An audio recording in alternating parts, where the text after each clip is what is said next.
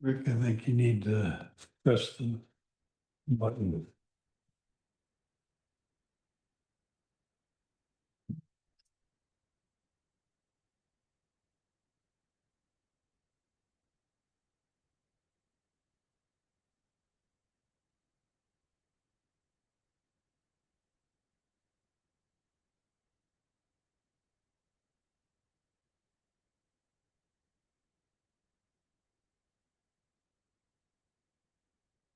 Rachel, do you see that Ryan wants to move to?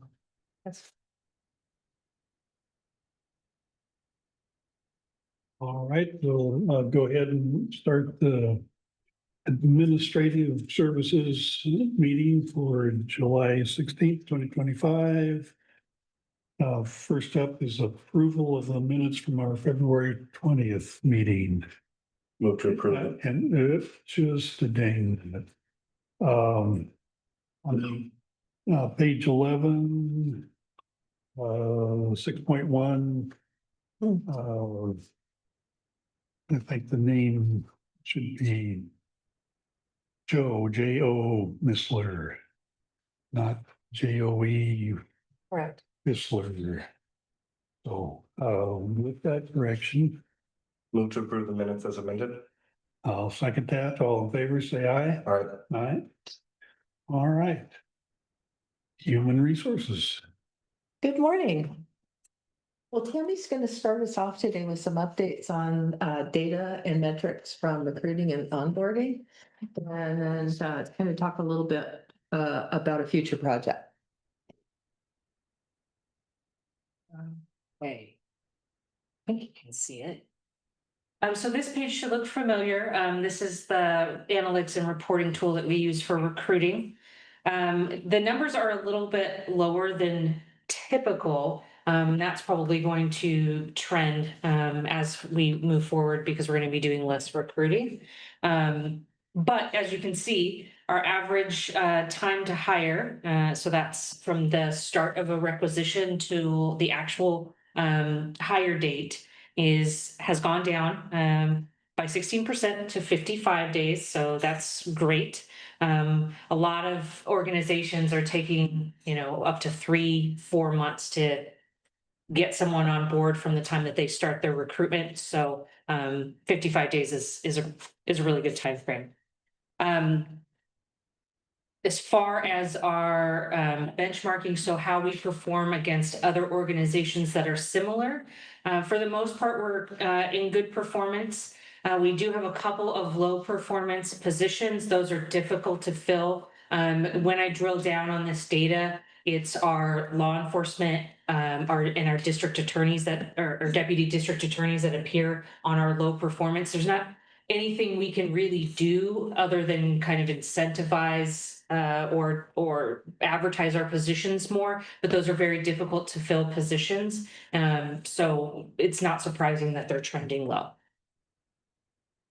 On the 55 days, in an ideal world, if everything was moving through, ideally, what could the number get down to? Well, realistically, Yeah. No sooner than 30, most likely from the start of the recruitment till our actual start date, but it's closer to 45. But it really just depends on the position, but ideally 45 is probably the target number. Yeah. Is this from posting or from like round one interviews? This is from posting. Okay. So this includes the time that we're actually advertising now. I would just say that in our world, organizations or HR shops feel like they have bragging rights if they get below 60. Yeah. Okay. I was trying to get the range. Oh, yeah.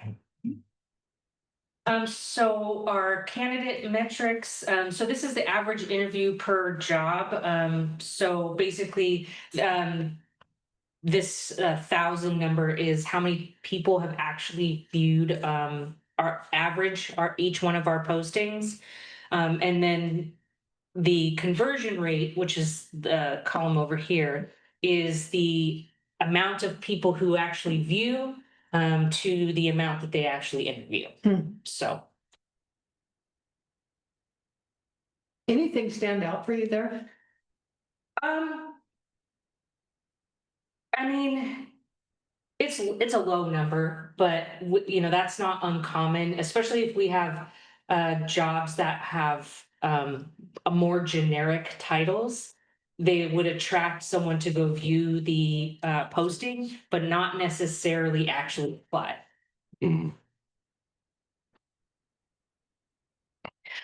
This is our candidate by source. Each color has indicates a different action that was taken. So they applied or they were eligible. And then the green here is that they were hired. As you can see, we get most of our applicants through career pages. These are pages other than Indeed or government jobs. So more like organizational pages or membership pages.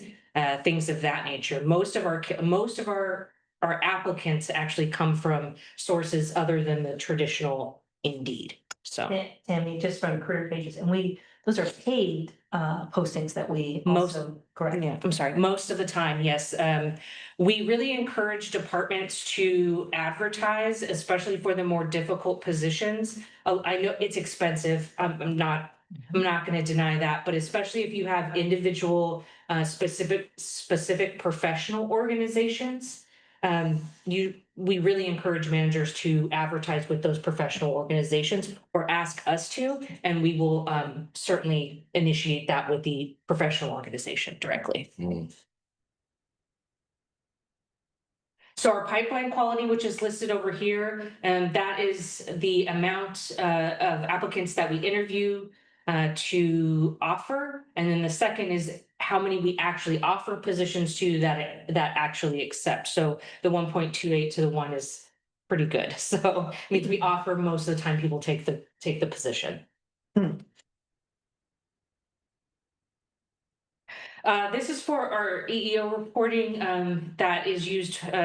It's basically identifying ethnicity and gender. As you can see, this number, the ethnicity piece, hasn't really changed since our last meeting. We do have predominantly white candidates, but the overall, this really just depends on how many of particular types of positions we have. We tend to see if we are hiring more or looking for more positions in the medical field, this number does get skewed slightly. But this is also based upon, the target area in which we typically recruit for candidates, which is in the state of Oregon. Question, when we get to the interview and offering process, are we still tracking race? So NeoGov tracks race, but that information doesn't get passed forward to the managers. And it's not a requirement of EEO filing with our Fed? Not for the reporting. The only thing that we report is the actual hire. Right, thank you. The gender percentage, this is as you can see, most of the candidates that are interviewed and hired, at least in this last 12 months, have typically been female.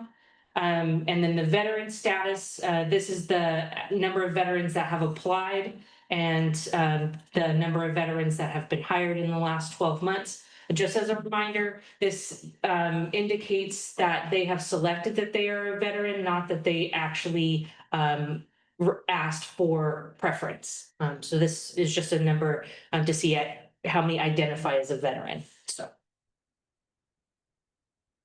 And then the job attractiveness, this is still in beta, and I'm hesitant to go into too much detail about it because it's very nebulous. So, but I'm happy to answer any questions that you have about the rest of the reporting for our applicants. And you look back at the very first one that you did, was that's like 89, number of hires, 89. Is that for a 1-year period? Yeah, 1 year from today. Okay, that's what I thought. Commissioners, just to use HR's data to make a little bit of a financial point about vacancy factors, just in their process alone, and I was just doing a little bit of math here, just from a processing standpoint alone, and I just take that last year of 89 employees and an average time of 55 months, that would essentially accumulate about, I think it came about $1.8 million in a year, double that 3.6, and you already met 1/3 of your vacancy factor that is put forward. I'm just making a point because that is a constant conversation that people have. And this is just the process the HR goes through. And I think it's obviously pretty standard, what you would probably see in others. And that is just for the process. We're not talking about, how long does a department wait until they give HR actual acquisition. So if I apply all of those things, I just want to put that out there because there's constantly this concern about vacancy factor, the application of it, and the data itself. Like I said, just with a little math would assume this alone, just from a processing, would save us $3 to $4 million. That could be a kind of an interesting data point to expand upon if we were to track whether the positions were vacant at the time of requisition or at what point the position was actually vacated. Yeah. To be able to kind of drill down on that and maybe get a little more precise even on Exactly. vacancy factor. One of the things that Debbie and I are going to be putting is additional, maybe it correlates with this, is Debbie has traditionally done vacancy reports in the past, you might recall. And we're going to take that a step further to try and quantify vacancy factor as a county and by department. Because again, there's so much attention around that. You've heard my position on this before and where I stand on it, but I just wanted to take this opportunity to hopefully provide you a little bit of a relief that just in processing alone, we're going to get almost halfway there.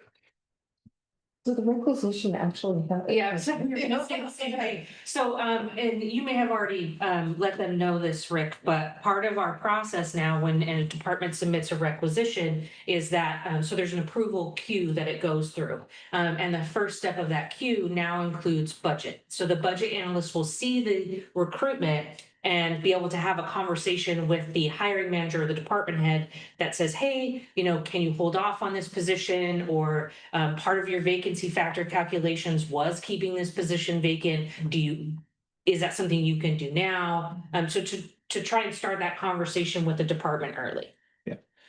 And again, I don't want to leave you with the impression that we're intentionally saying, okay, we want people to keep your positions vacant. That isn't really the point of this. I think we believe that much of our vacancy factors came just from natural, everyday attrition. And again, this makes the case that does happen.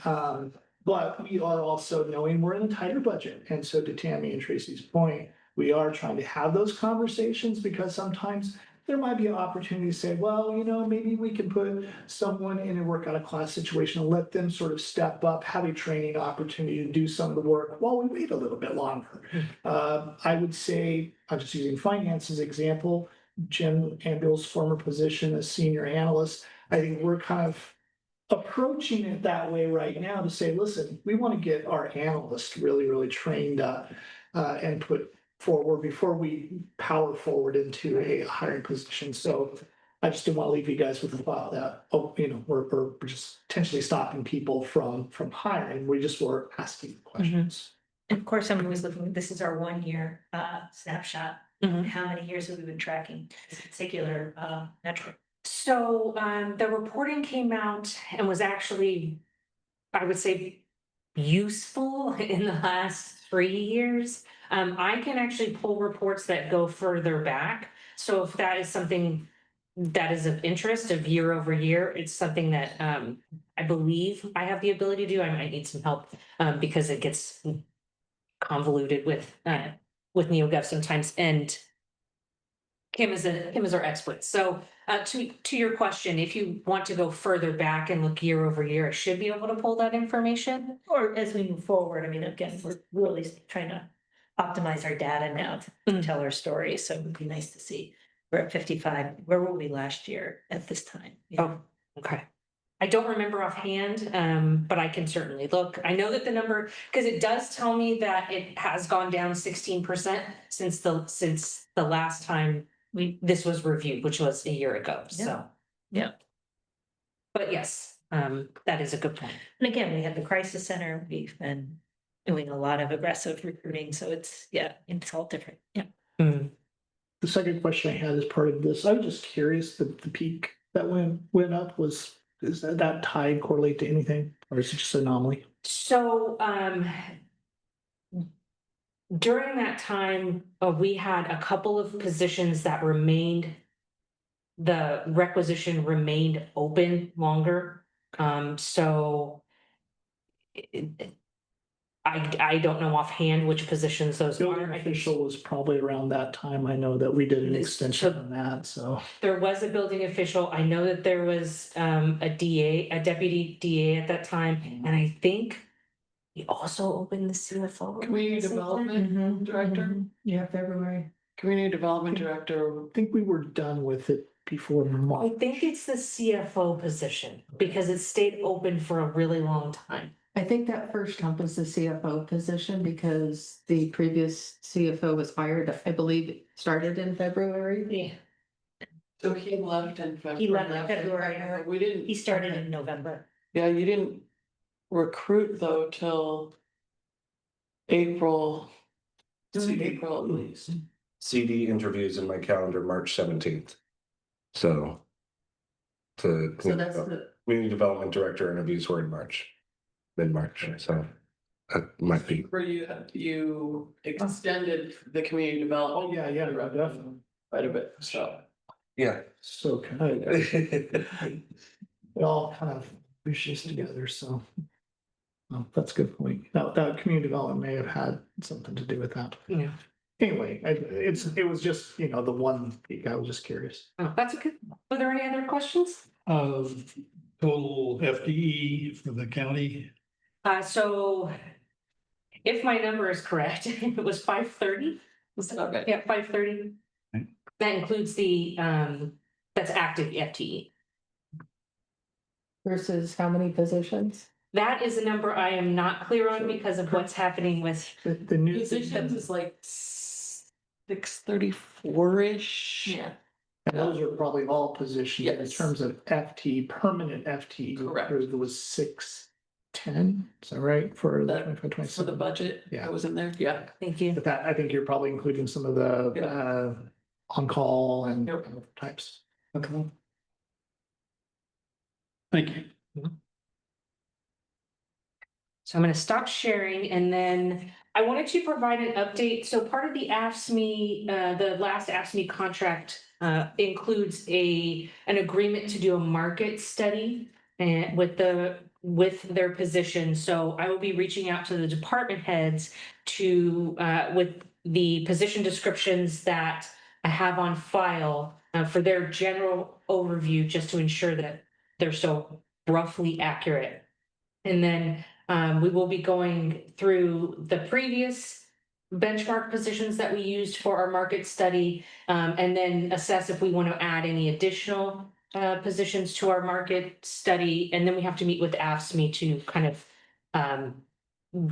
ensure that they don't have any positions that they want to add in for that market study. And so once we're going to be working kind of, it's going to be something that I do with this at the same time. So, but we also need to go out for an RFP for the provider to do the market study. Last time we went out for a market study with AFSCME was, oh man, 2017? Yep. 2017. So and this was, kind of also based upon their interest as well. In previous contract cycles, they hadn't had an interest in actually doing a market study. And so, so we'll be doing one this time for the agreement and the contract. So I just wanted to provide an update that RFP, per the agreement, the market study needs to start no earlier than November of this year and no later than March of next year. So I have some time to find an adequate provider. And it will, with the idea that it would be whatever the results of it would be implemented at the beginning of the next fiscal year, July 1, is that right? Yes, I believe so. 26, yeah. Okay, because it was the third year of the contract that would be. Yep. Yeah, so I'm hoping that some of the adjustments that we made in the last contract helped address some of the drift that probably occurred over the last, 9 years, but I suspect there are some positions that are gonna need further movement just because they naturally grow faster in the market. What happens, and I know you both have talked about this before, but there could be certain positions when we do the market study that don't show, that maybe come in lower than Yeah. what the actual, what happens? I mean, I'm assuming people that are in those positions would be secured somehow, but the position classification itself, would it go down? Not likely. Okay. Yeah. I mean, could we negotiate it? Sure. Is it likely? No. I was just curious. I mean, it makes sense to probably I mean- leave it as it is, but I was just curious. I mean, I've been to conferences that some places in Washington State did that and they actually lowered the salaries. They lost a lot of employees. Wow. Yeah, so I would not want to go that route. I'm not recommending. Yeah, I just was. You don't want that curious. You have suggested that we might see that in some. Okay. It's very likely that what we will see are the A and the B band jobs. We're paying more than market, and maybe if we're off, it will be with the C band jobs is what I suspect. Or maybe some specialized jobs in the B band possibly. And our A and Bs are a lot of our administrative type Mhm. positions, right? But it's also where our medical assistants are and our dental hygienists sit in the B band, Mechanics. mechanics sit in the B band, so I don't. But those are the specialized jobs that I'm assuming, especially probably the medical assistants have moved faster. But I'm not 100%, but our medical positions tend to, or anywhere in the healthcare industry tend to move faster than any of our other positions, even the mechanics. What will be interesting this time around, where we lost AFSCME last time when we did a market study, is that their philosophy had changed to not using market data, national market data like we did for our non-reps.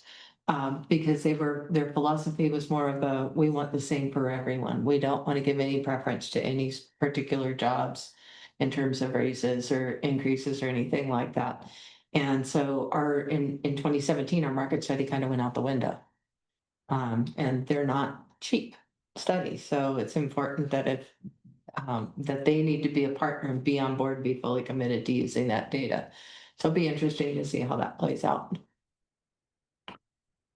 So there would be upcoming negotiations, you figure out some of the details about the market study and then show that to the ASME leadership and they say, yes, we need to go forward or. So ideally, the way that it would play out, and when I'm going to use the term negotiations, it's not like contract negotiations, but would we be working with them to reach agreement? Sure. The current contract language allows for kind of a general structure on how that would proceed in terms of which data points would be used, like the average of the market, and that we would agree on benchmarks and things like that. It will be important before the actual raw data comes in to agree on what those data points are. So that the chips fall where they may. And we don't start to get into a negotiation on whether, the proper hourly rate is, 32.15 versus 26.30 and things like that when the market doesn't support it. Typically, how many benchmark positions do you use? I think we had 38 last time. But we try to use positions that are representative of the classification. So we usually use in the series, the 2 series, the journey level positions. But, outside the other thing I think that we haven't approached it before this way, but we do have the flexibility to move positions around into different salary ranges versus reinventing the entire range so that it encompasses one position specifically. And that we've done that with like the building inspector. We moved them to a different salary range that already existed to adjust for the market. So that's not something we've typically had in the past, but now we kind of have that flexibility. So hopefully that addresses some of the. Hopefully we can utilize that in order to address any market drift. So, Okay. but that is all I had. I think it was during our recent budget hearings, and we got some comment, and I think I've seen it in letters to the editor, using Portland area data as far as what we should be paying, and that could be for department heads, or I can't remember the specifics. Does this ring a bell? So we used, so when we went out for the market study for the non-rep positions, we adjusted the market rate based upon a location, geographical location differential. We increased the market rate to reflect our cost of living that more closely matched with Portland. We didn't actually use Good. Portland salaries. We did a geographical adjustment. There's a lot of confusion on that. Yeah, well, yes. Well, in the interest of time, I'll be brief, but please feel free to interrupt me if you have any questions for the remainder of our items. Labor and Employee Relations update for AFSCME. We have 2 grievances that AFSCME has filed for arbitration on. One involves an involuntary termination. The other is a grievance that was related to the weather closure in February. We have 2 other weather closure grievances that were a little bit further back in the process. We just completed the step 3 on those grievances, and we expect that they may be also filed for arbitration. So we'll have 2 more for a total of 4 in arbitration. On the positive side, we have interest-based problem-solving training with AFSCME on the 30th and the 31st. So we've got some folks from HR that will be participating in that, as well as the department heads that are involved with the Labor Management Advisory Committee, or LMAT. And the entire AFSCME executive team will be participating in that as well. So we really hope to gain some traction with them on using that kind of a process going forward. I'm hoping that by that time they'll also have heard from their O&A colleagues about how well bargaining went with O&A, and that might maybe provide some reassurance for them. Let's see. We added some contract language 2 contracts ago that allowed for AFSCME to reimburse the county and to provide leave for AFSCME members who wanted to pursue leadership training with the union. This is typically done at the state or the national level. And so there are currently 2 AFSCME members who are participating in that union leadership training. BCDSA, we just completed an MOU that was pretty simple and straightforward. And basically, the prior language had just allowed for bilingual proficiency in Spanish as a premium differential pay incentive. That was just agreed to change that to open it up to any language where there was proficiency. American Sign Language, Arabic, things like that came up in the conversation, that they'd like to be able to take advantage of that in our community. So that was a minor change, but we did agree on an MOU for that. ONA, we're waiting on ONA for the Redline CBA. I just saw my email where it looks like they've sent it to us. That is going to take some review for us, and also making sure that they've taken their vote. So do we know if they've taken their vote? So they're going to use the red line version that they sent us to initiate the vote. Do we know when they're doing it?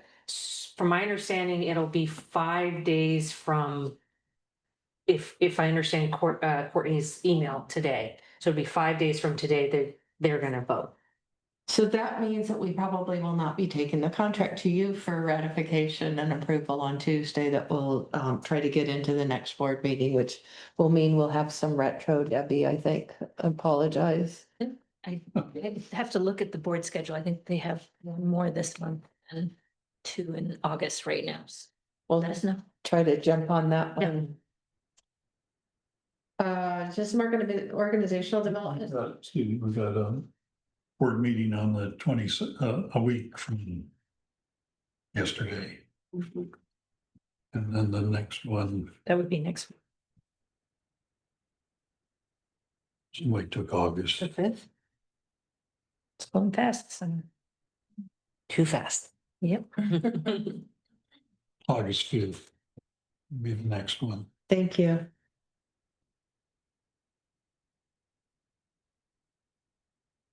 So just real quickly, some training highlights. Our safety officers completed several trainings across our organization, completed Alice training, which is the situational awareness training for both Eastland and Sweet Home. Has done a safety training for the assessment. I believe it was field safety was the topic, and maybe situational awareness as well. Sounds like that went over well. That was received well. Yes. Fantastic. And then right now he is supporting the fair opening, so he helps with kind of monitoring the preconditions in terms of what the vendors are set up and some of the OSHA requirements that they have to abide by. So he'll be helping them for the next few weeks, and then during fair, he'll also be pretty engaged with them to make sure that it's a safe environment for everyone. And then lastly, I believe you're aware, we'll be doing some performance management training for the commissioners on the 21st, and looking forward to joining you for that one. So here's something that I have been excited to tell you about for, I would say, for the last couple of months. You know, don't normally think of HR as a revenue generating operation, but we can save money. So, when we got the quotes from our broker for the renewal of our health plan, we are pretty technically proficient in knowing what the nuts and bolts and how to tinker with the structure of health plans. And so we pursued through questioning an opportunity to explore the pharmacy side of our health plan. And in doing so, we discovered an opportunity to go with a separate pharmacy benefit manager.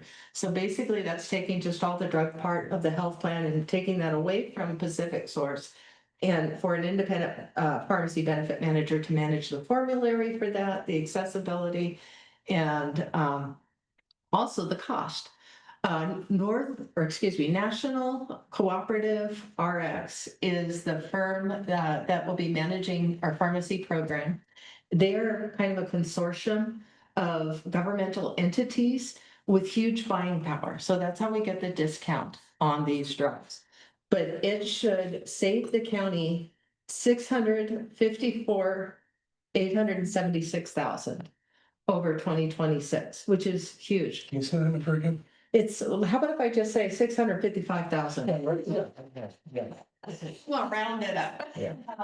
That's a huge number. And we were, I'm looking at Debbie too, and we're really proud of the work that we did on that, and to achieve that kind of a savings. And so Per year. this will be for our first year. Okay. So this has, I'd say, some compounding or related impacts. It also affects the amount that we have to hold in reserves for our program if we lower our overall claims cost. So just a lot of benefits with that. There's also some features for our employees that we currently don't have with Pacific Source. That will, like a concierge service that will improve the employee experience as well. It really puts us directly in the driver's seat for being able to manage any one-offs or any big issues related to pharmacy. An example I'll give is we had an employee who was visiting Texas because of the death of a family member. And had to refill a prescription, was trying to refill their prescription, which was brand new right before they left, was unable to do so. And was struggling to get it filled once they landed in Texas. And a program like this would give us absolute direct control, and we'd be able to respond to that immediately ourselves without having to go through intermediaries to do that for us. So we're pretty excited about that. In addition to that, with prescription, wait, no, you know, this was anticipation of obviously the new biannual budget, and we were looking at opportunities. So I want to give Tracy a little kudos to look at this, as well as the tariffs that were going on with, at the time, we get a lot of our scripts right from Canada, for example, and some other areas where we were really concerned about some of the high costs. So this was kind of something that was being brought up as we were looking at it. As well as I think at a leadership meeting soon, we're gonna be looking at some of our top, you know, prescriptions that many of our folks, who are here are on. To kind of track what, you know, people, the wellness of our employees, right? That we want to discuss as well with you know, as people should understand the people they're managing and some of the challenges that we have, and staying competitive to make sure they can have the scripts that they need. Is that fair enough, Tracy? Yeah. But this is a good anticipation planning and opportunity. Tracy, maybe Tracy and Debbie, two questions. So the savings that you're talking about, was that in any way factored into, okay, she knew I was gonna ask, so the decision in terms of what you have done. Second question, then probably more to you. How will we see that sort of materialize over time? Well, obviously you have to realize it, but would you anticipate that savings somehow, as we go into the next year, it would probably reduce maybe what we were anticipating on increasing our amount for health insurance? Is that correct? Yes, Okay. so when we go to set rates for fiscal year 27, Okay, we will take that savings into account, because this won't actually start for us until when? We'll have the typical claims run out thing for the old pharmacy benefit. And it'll be, I'd say it'd be kind of an escalation throughout 2026. Probably Yeah. won't see it in the, you know, even for this plan year, 2025. It'll be Right. more in 2026. And it'll mean reduced claim costs yeah. and access to lower cost drugs.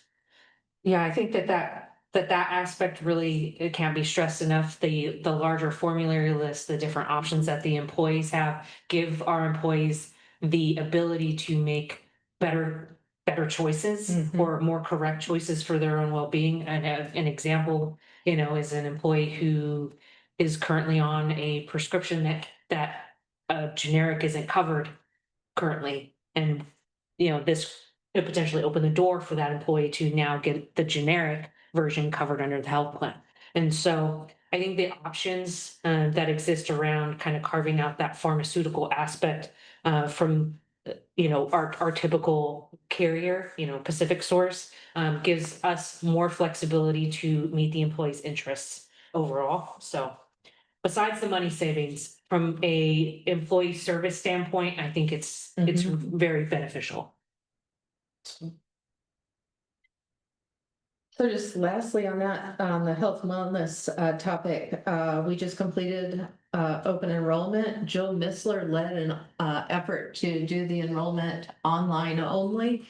And yesterday at the Benefits and Wellness Committee meeting, virtually every committee member reported very positive feedback on the enrollment process. There's certainly some things that we still need to work out with it, but I think it was a big improvement over the old paper process that we had. Unfortunately, not all of our health providers offer web portals for enrollment. And until that happens, it's going to be difficult for us to have a true online enrollment, but we're shooting for that. And then HR department updates. We currently have 2 vacancies under Ms. Webb's oversight. So yes, so Dana, our business specialist gave notice and she's moving out of the state. But then our newest hire has actually found a really great opportunity that more fits kind of her aspirations. And so she will be leaving us at the end of the month, which created 2 vacancies in our business specialists. And those positions are primarily our administrative, but also handle our personnel actions as well as our requisitions for recruitment. So be patient. I will try and do all, but obviously it's a team effort, but if anyone has questions about a recruitment, please just reach out to me directly. Happy to help however I can. Are you having a double going away party? Because I want to be invited. So, we're not having a double going away party. Actually, I didn't even think about that. That's the next thing probably. That's been chaos, trying to make sure that I have coverage, but Dana's last day is actually today. Okay, I'll stop by. Yeah, this afternoon, have some ice cream. Oh, absolutely. So thank you for the time this morning. I apologize that we've run over a little bit. Happy to answer any questions that you have now or if you'll follow up later. Any questions? If not, we'll move right into financial services. Thank you. So I will say, I think I can make up for Tracy's overtime. our report. Sorry, Tracy and Jenny are gonna leave, and I then ask, because I was gonna wait to ask this question, to both of you, or because I think it's related to both. So July 1, it has come about, and I know every year we have a whole bunch of different things. The contract, I'm thinking of BCDSA with, I think, pension payments and things like that. I guess my question is, I know that that's always a risky time for us because of all the changes that have to happen in payroll. And I assume it's kind of a coordination between HR and payroll. Do we feel pretty good with all of the July 1 stuff that is coming about with retention payments and all that? I know you're doing a lot on the payroll, but I just wanted to double check because it seems like every year about this time is when we start to get phone calls and just wanted to do a check in on. So yes, we did the holiday bank payout. I will need to check on the BCDSA retention payments themselves. We put in all of the new rates that will be applied for the 7/31 paychecks. What else happened for 7/15? For 7/15's check, there wasn't a lot. We also will do the tool allowance for the mechanics. Right. But I think that's about it for 7/15. 7/31 has more stuff Yeah, because of and I figured your CBA stuff. And I guess if there's opportunity, for HR and payroll to kind of QA and work together on whatever is necessary, because this is, I know, always the time when you have so many different things that happen. I even forgot about the mechanics and the tool payments. So in our effort to try to, I think that would be good. Just all of our eyes are on it. So I think that as far as HR side, we have been double checking with finance on things like minimum wage and making sure that we process all of the anniversary increases for 7/1. Any of the new positions that have a change that are on the HR side, so reclassifications, those have all had to wait until after 7/1. But those are, we're planning on working on those this week. So they should be passed over to finance for approval. So So that's great. Yeah, it's those contractual things that are sort of those unique pieces. It always seems like that's. We're ready. Yeah, that's what I guess, just wanting to put that out there. So, We're ready. Well, as long as we're putting things out there, thank you for some savings on the prescription program and cheaper and better seems like a real win for us. So thank you for that. Poking around and maybe we can do it a little bit differently. Thank you. thank you. All right, now we're ready for finance. Really ready. Really ready. So now that the budget was adopted, now we move into budget execution. Where our analysts will work closely with their assigned departments. Rick talked about vacancy factor. That will be a common thing that gets monitored throughout the biennium with the departments. And we're also working on some reporting both with IT and then also Jeremy is working on some Power BI reporting to pull different parts of Munis's data together instead of us doing basically exporting queries and pulling it together. He'll use Power BI to do it. So we're hoping we'll have some more robust reporting for departments to be able to monitor their budgets a little better. Annual audit update, we had our interim work done last week, which is internal control testing primarily. They were done a day early, which is good news.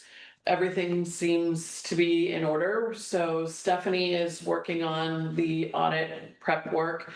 The auditors will be back in October for final field work. And our intention is to have the draft of the financial statements done when they get here in October. Staffing update, we have 2 new analysts that will be starting. Margot Kosoff will be starting September 1, and Ali Tishmak will be starting August 1. Ali will be supporting the public works area, and Margot will work as a team with Amanda in the health area. So we're super excited to have analysts as a full team. And so Tally can kind of get back to her assigned departments that she's kind of bounced around quite a bit over the last couple of years. And that, like I said, is a full team to be able to work on some process of standardizing some processes over the next year.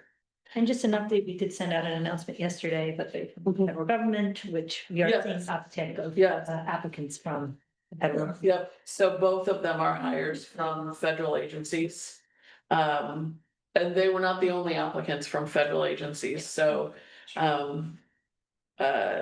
unfortunately for the federal employees, they're losing their jobs, but fortunately for us, it's creating some candidate pools. And we're going to relaunch our executive assistant recruitment to again, try to replace Lindsay. We're still sad that she's gone, but we will try and replace Lindsay. I think that's about all for staffing. And then the payroll audit updates, we have administratively met multiple times to talk about how to communicate the information out to not only you commissioners, but also to union leadership. So we are working on a presentation and memo that will come out from Rachel to talk about what we have done, what steps we took from a consulting standpoint and internal standpoint, and what we have implemented since the results came to us.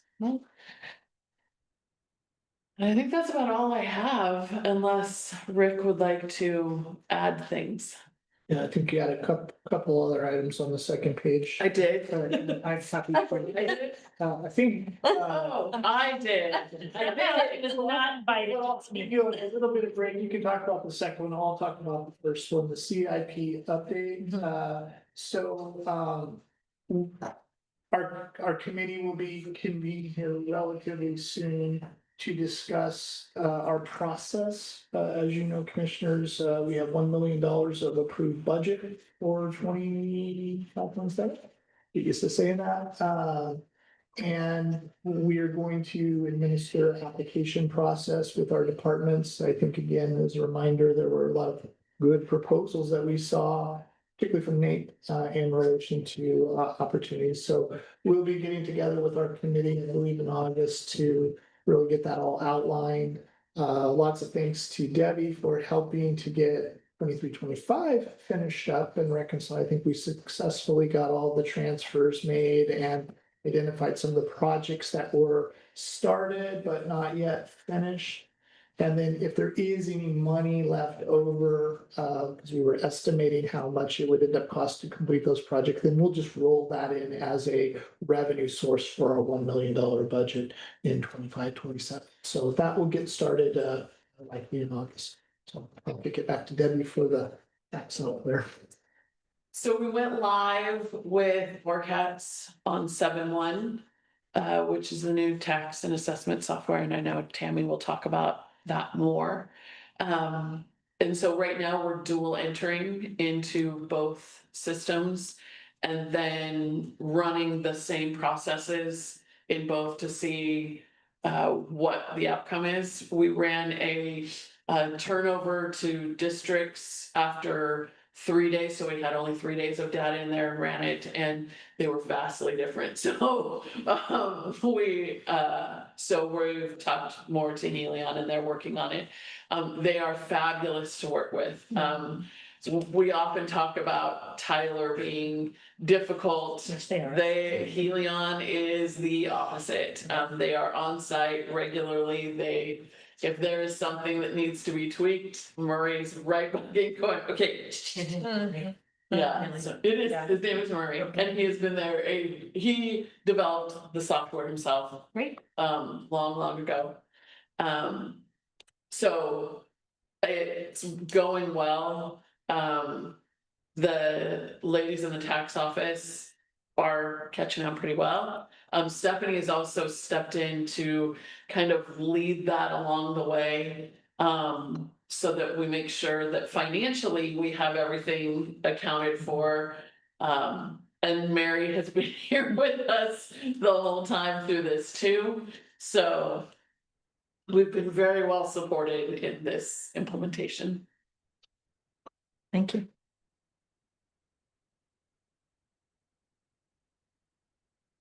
Okay, well, that is, good news. It's always,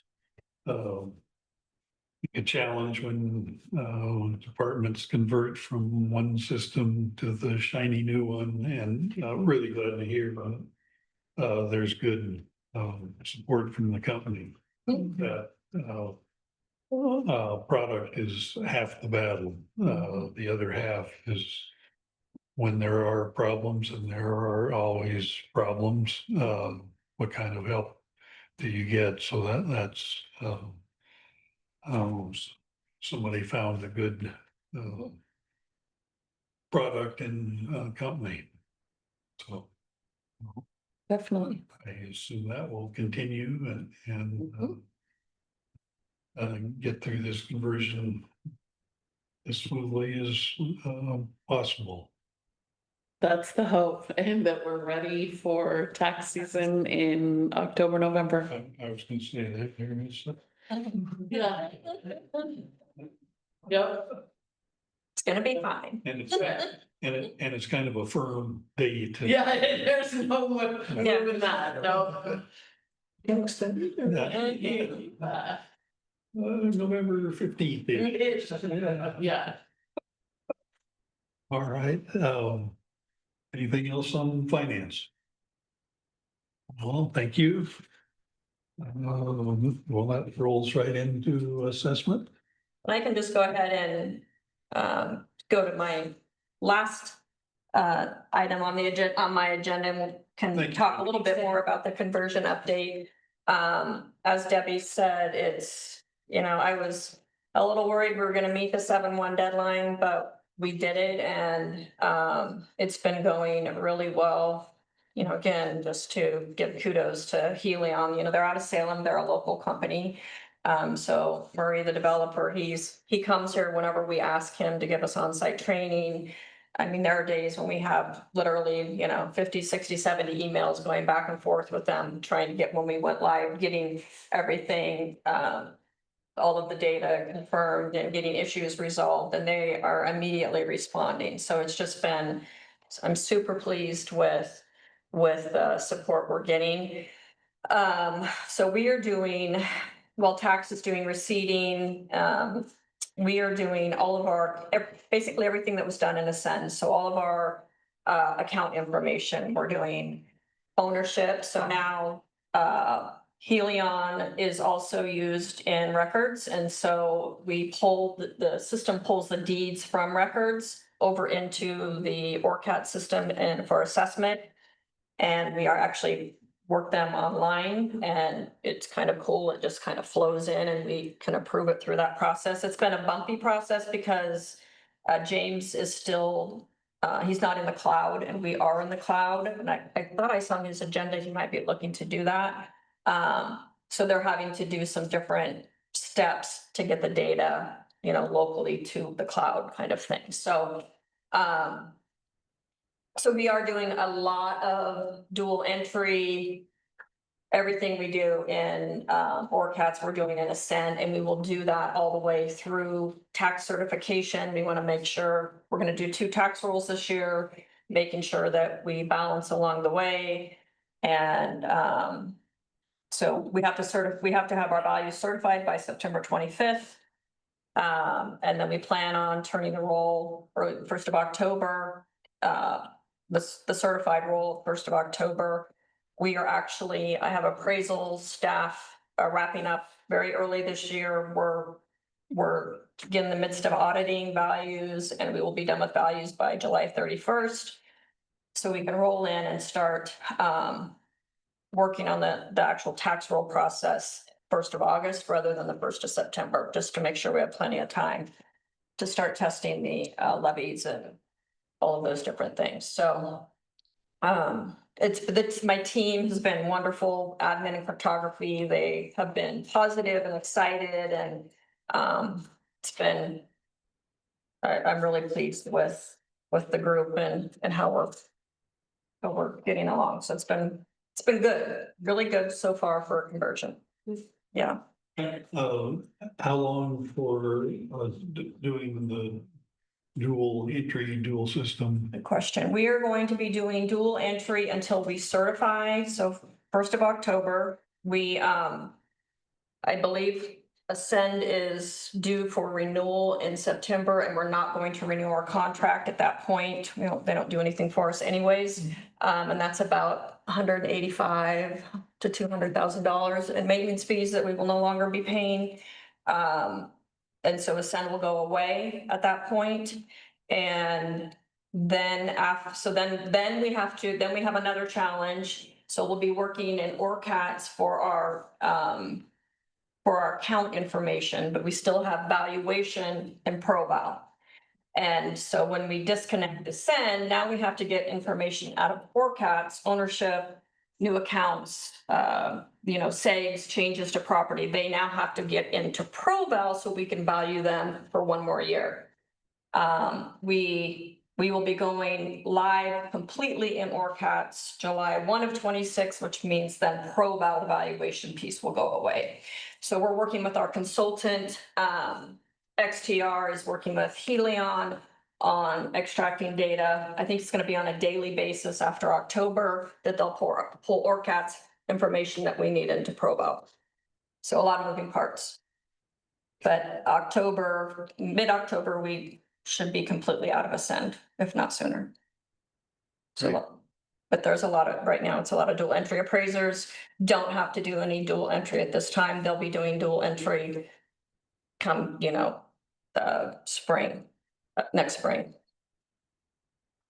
So just back to one of your comments about James's shop. Yes. Not being on the cloud. Correct. And how is that? So, well, Helion has had to, have you guys worked with them? Helion, so it's broken. The process is broken because James's data is local and we're in the cloud. So they've had to do some special, they probably know more than I do technically, but they've had to do they're working on a fix so it automatically comes through. And so Murray has actually been having to do it manually every day for us to get deeds.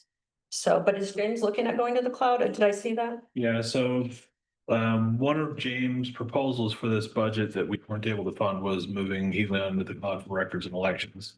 We plan on bringing that to the capital committee when we convene later this month as an option to improve Helion services for records and elections, and it'll also smooth out this process. Thank you. Okay, let's see.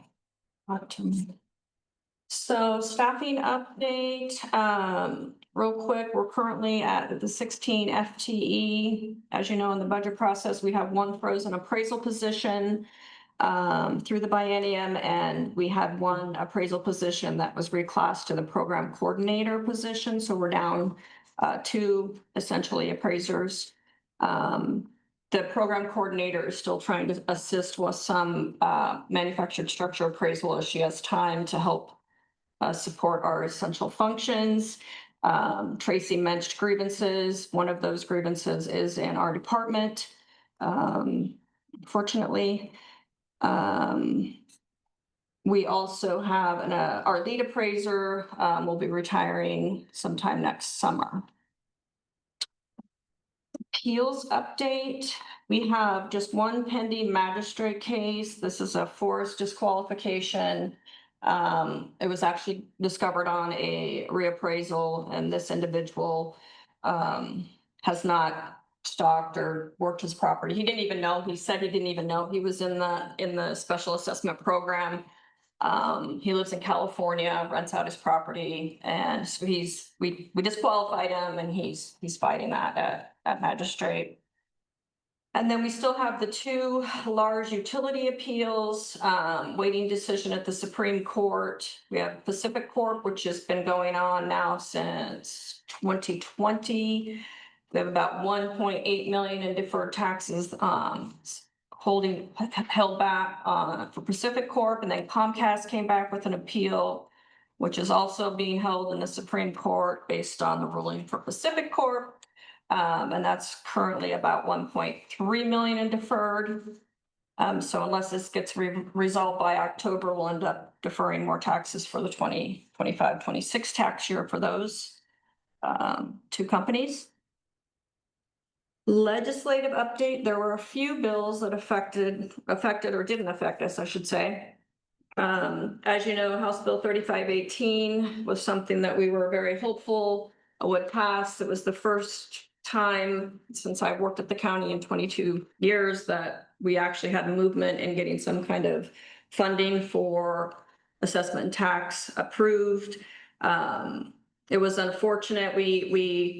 AOC was, supporting and lobbying for the bill, and we couldn't get K through 12 to come to the table. And at the end of the session, they just came in and said, no, they're opposing it. So the bill was killed because of the K through 12. We're hoping that it will come back in the short session. I'll know more about that in the next few weeks. And again, this is a significant, this would be an additional about $450,000 a year for our department alone if we could get the bill passed. So anything you can do to encourage our local school districts to please support us.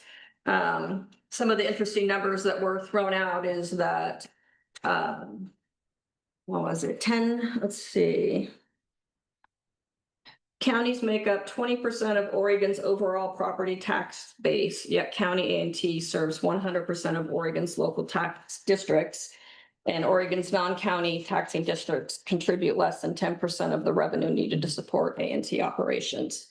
So the burden is 90% on the counties to provide funding for all of our districts, and we're hopeful that we can actually get some support from those. So that was a big bill that did not pass. The other bill that we were hoping to pass, which I believe they just ran out of time on, was the give me a minute. Senate Bill 1094. And I mentioned to you all probably about a year ago, and the Department of Revenue came up with this great administrative rule for partial exemptions, which were active military duty, disabled veteran, surviving spouse. And they came up with this very complex, convoluted way for us to apply the exemption, if you will, and affecting MAB and doing look backs and a 3-part test and all this stuff that's not, we just can't administer it. It's ridiculous. So the bill was just to make it a simple tax credit. So rather than a partial AV exemption amount of value coming off the assessed value, this would just be a credit off their tax bill. It would be no benefit, no difference in what they're receiving. It would just be a different way, an easier administrative way for us to give them that credit. That did not pass, and I think, again, we hope that will come back up in the short session. None of the vendors in Oregon have tried to alter systems to accommodate this rule that the DOR came up with. So it's everybody's having to do it offline currently. The other bills we had, House Bill 3940, which was the wildfire prevention bill. There's a lot of stuff in that bill, but there are 2 things that do affect our department. The State Fire Patrol is increasing their assessment on minimum principal charge of $18.75 to $20. And the surcharge for improvements on the property is going from $47.50 to $58. So it's an easy change in our system, but it's going to generate a lot of calls. And to go along with that, this bill has also changed the minimum acreage paying into rural fire from 5 acres to 10 acres for the qualified forest land. So anything that has been designated as qualified forest land, we will have to go and rework all of the accounts, segmenting them out, changing them to a minimum of 10 acres. Currently they're 5, so we have to move over for those properties that are 10 acres or more. We have to move over the 5 acres and then 10 acres, and the improvements will be paying into rural fire versus 5. So that is going to be a big lift that has to be done by next tax season. And the last one What was the wildfire bill number? it's HB 3940. There's all kinds of different stuff in there, but those are the 2 that affect our department. The last was just HB 4111, and that just expands exemptions on farm machinery and equipment. Basically, it's all exempt. That's all I have on that. I think that's all I have. Any questions? I just want to jump on the Tammy Tracy bandwagon in relation to the bill she spoke of. And I think you all are familiar with it, related to additional supports for the assessment function. I know this got more momentum than probably it ever has in the past. It got very, very close. I think a lot of the discussions sometimes got tied up with school districts at times. And the things I'm hearing, at least from CFM, is that the story is much better, much more crisp than it used to be in terms of the value that by having more assessment people being able to do more updated appraisals, and it has a revenue impact. So I bring this up. We haven't really talked a lot about in the past after a legislative session ends and where there are opportunities for us in the interim. But I guess I would look to the 2 of you and Commissioner Wise, and maybe, are there certain, and this would be one area that we could think about, is at least educating our members, perhaps. And I know AOC takes a big role in all of this. But I know Commissioner Shepherd, you've been very active in terms of reaching out, and I just think that this is an important area, and it really kind of goes hand in hand with revenue challenges as well. I think that's going to be resonate with all the counties. So just wanted to put that on your radar, and there are probably other bills, obviously, for us to talk about, but since Tammy's here, and it's one that we have tracked very closely, and CFM really does believe that this has a lot of momentum going into the short session, so. The 3 of us attended an AOC legislative wrap-up meeting, and they mentioned this during it, and they believed that it was close.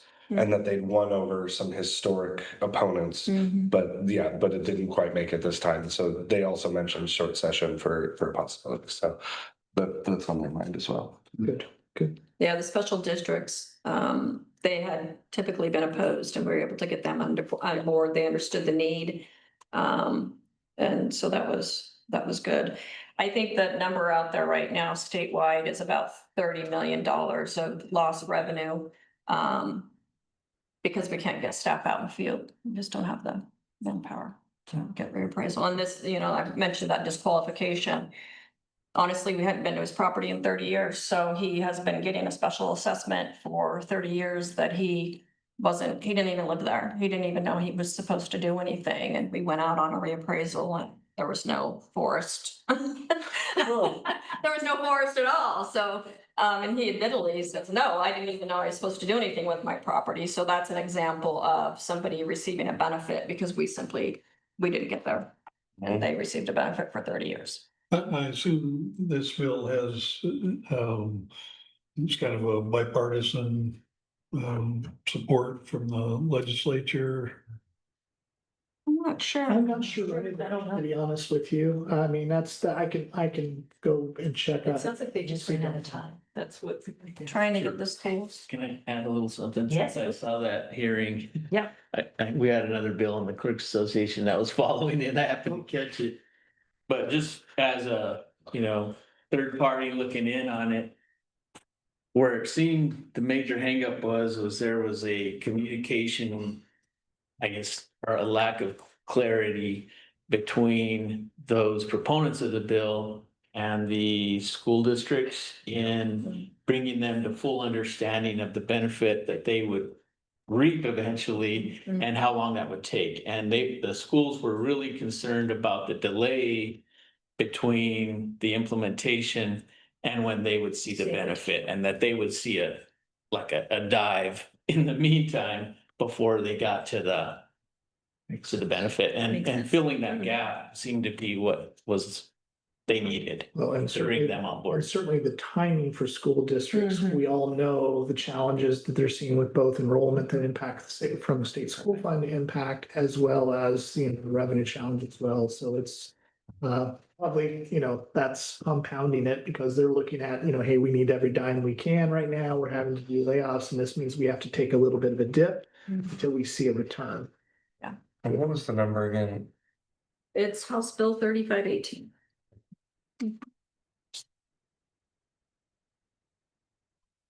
Alrighty, any other questions?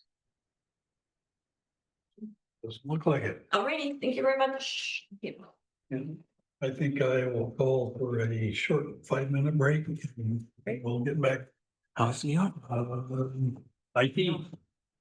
I got back there. My old little friend passed me.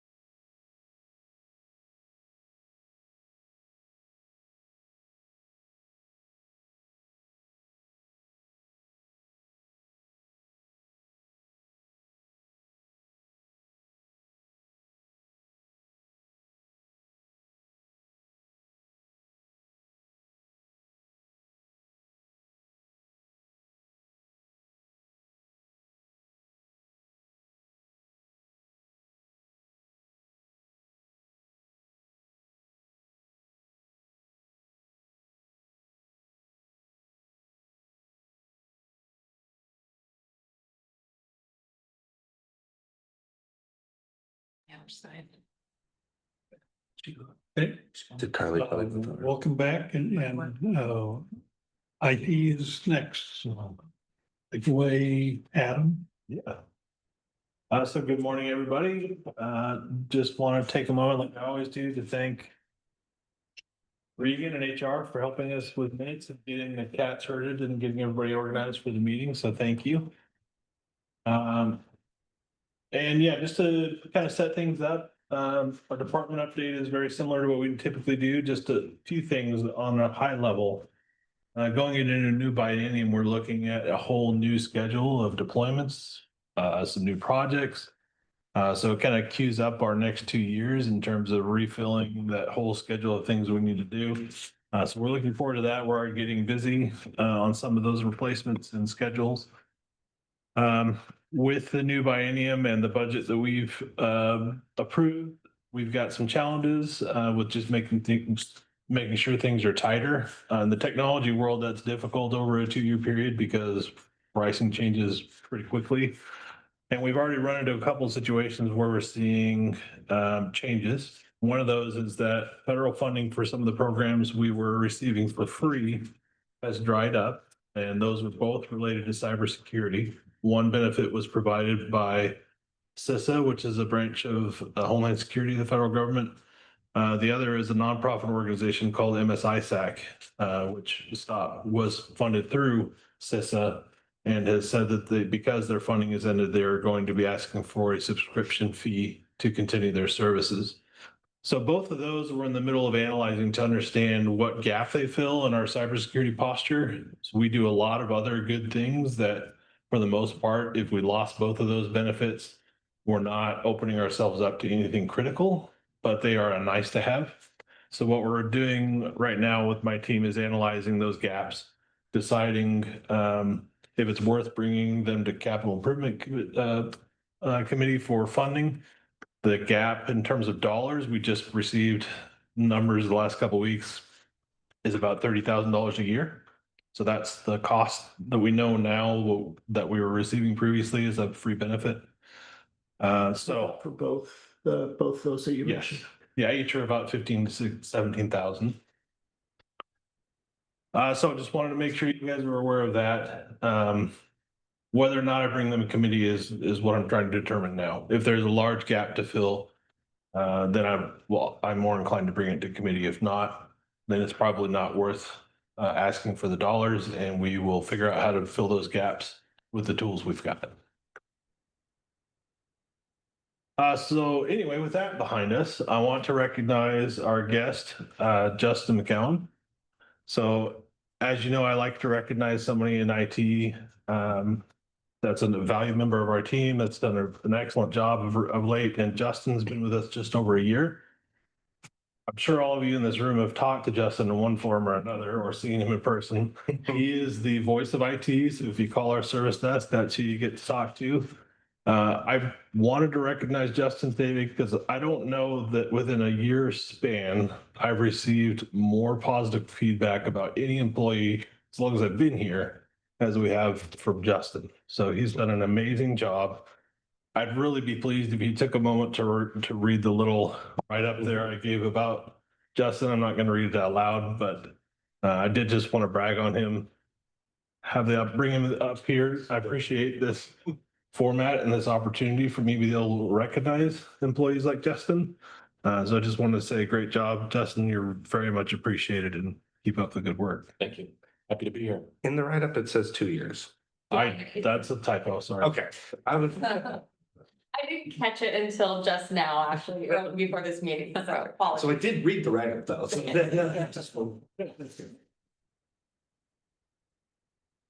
All right, so let's see. After recognizing Justin, we typically talk about our new hires, and we have a successful new hire since we last met, and that's to replace Ryan Kidder, who was our web content specialist who left us 2 months ago. We recently hired Sarah Lloyd, who started on Monday. And the write-up is in my notes here as well. She came to us from a similar position. She's a graduate of University of Oregon.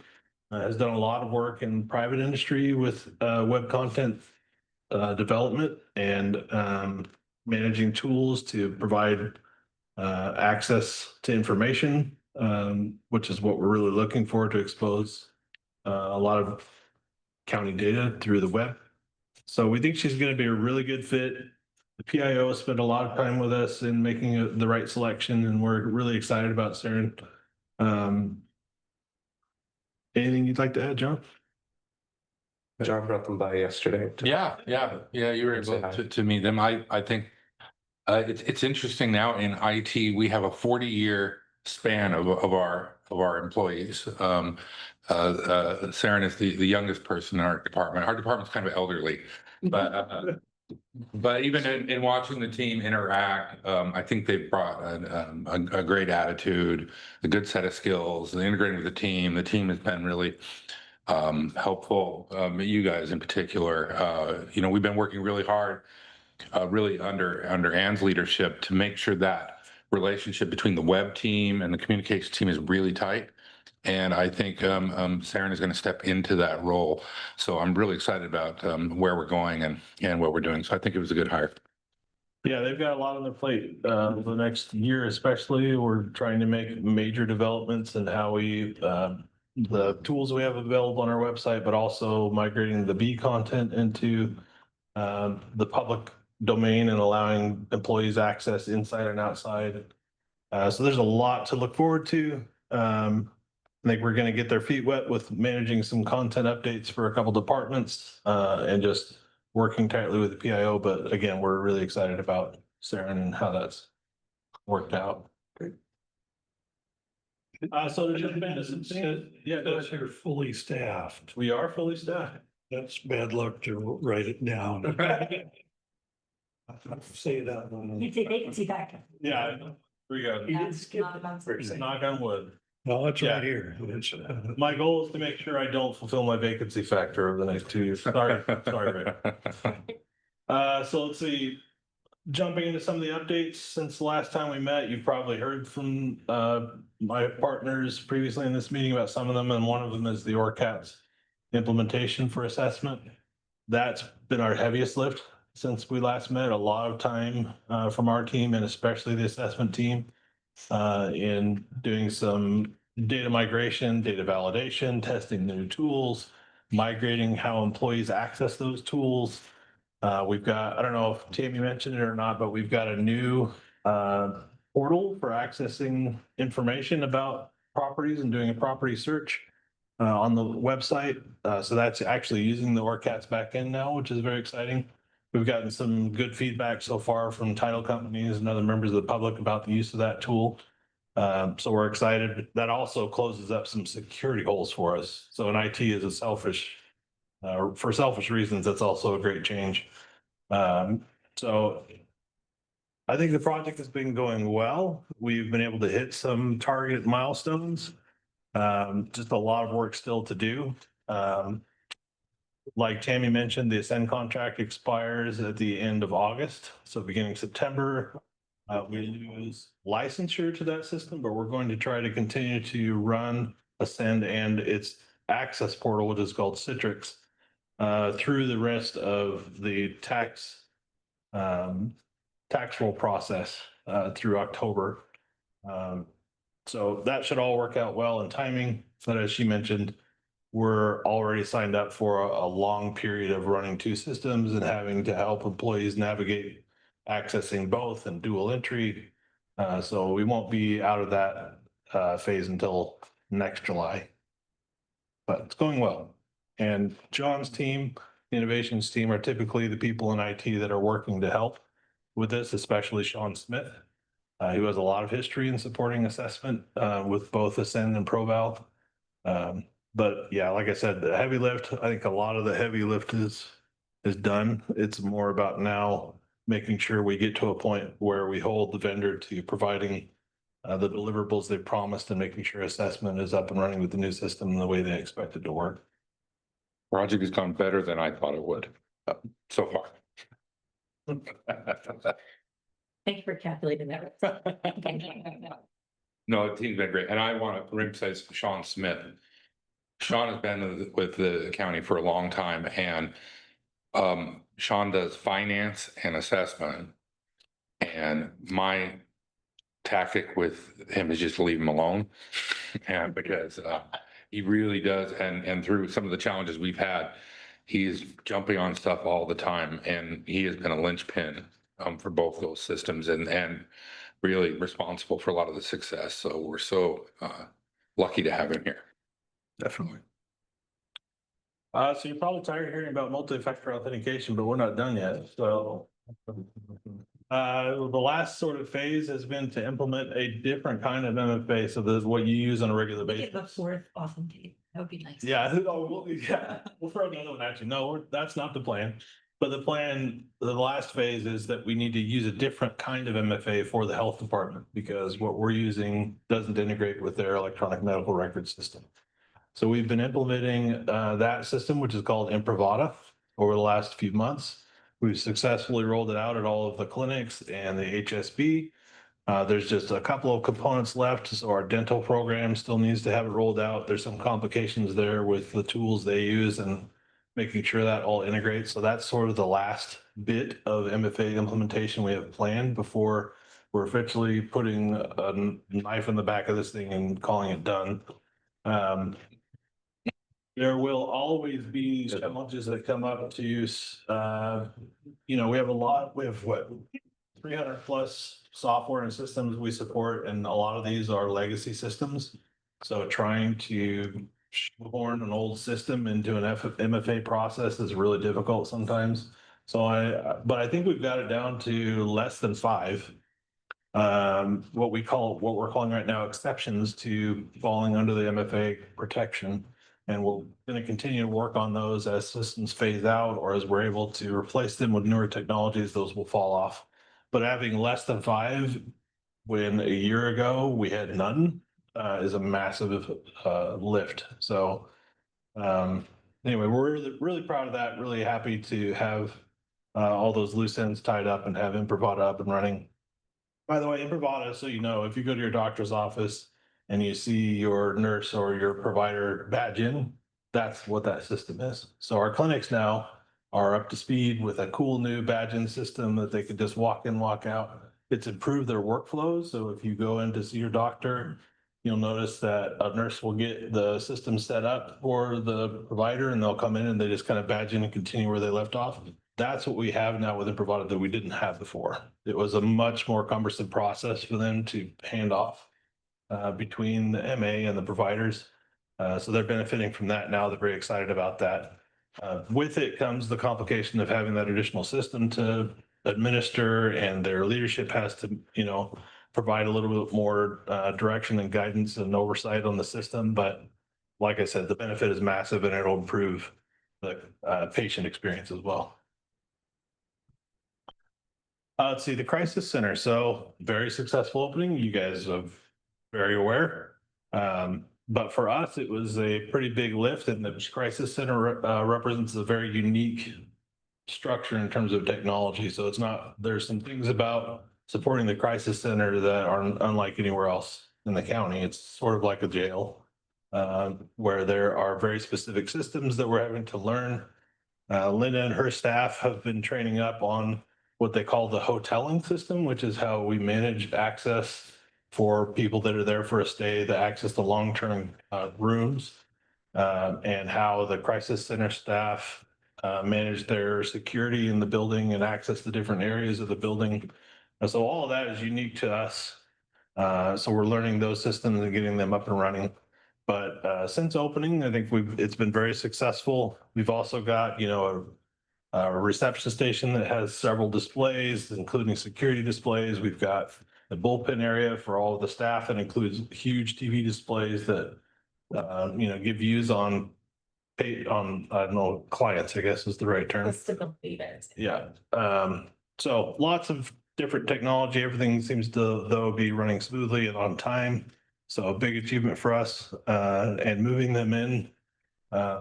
It's difficult for anybody to go through and move, but I feel like they are seeing a huge upgrade in terms of where they used to work and the new facilities, so that hopefully they're very happy and this helps them improve the experience of clients.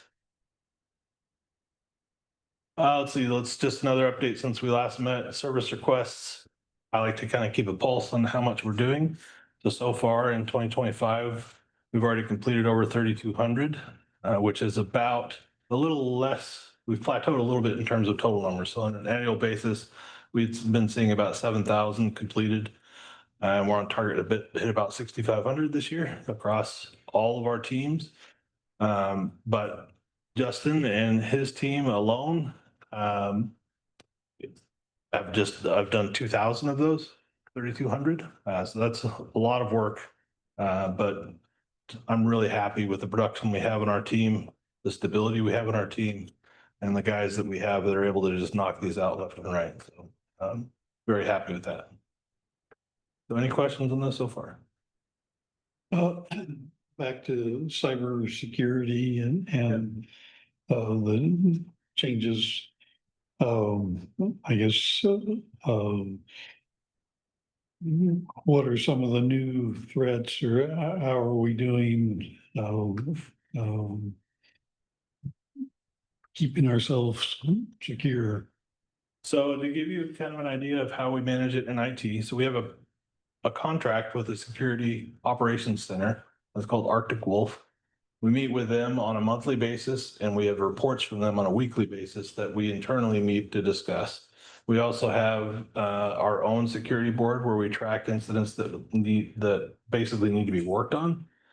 So the combination of those three things aren't changing, and that's the bulk of what protects us from incidents. That and security awareness training, which isn't changing either. So in terms of trends, Arctic Wolf provides great reports on what they're seeing in terms of trends. It still remains to, in terms of local government or government agencies, it still remains ransomware is the biggest threat. And the easiest way or the best way to manage the risk for ransomware is user training. And, training and looking at how people are performing in the testing. I think we're doing well. There's really been no dip in terms of participation and scoring. We haven't had any kind of spike in terms of seeing real clicks and emails and those kinds of things. It's been pretty steady. And honestly, some of the repeat offenders, but that's okay. So yeah, I think our posture remains good.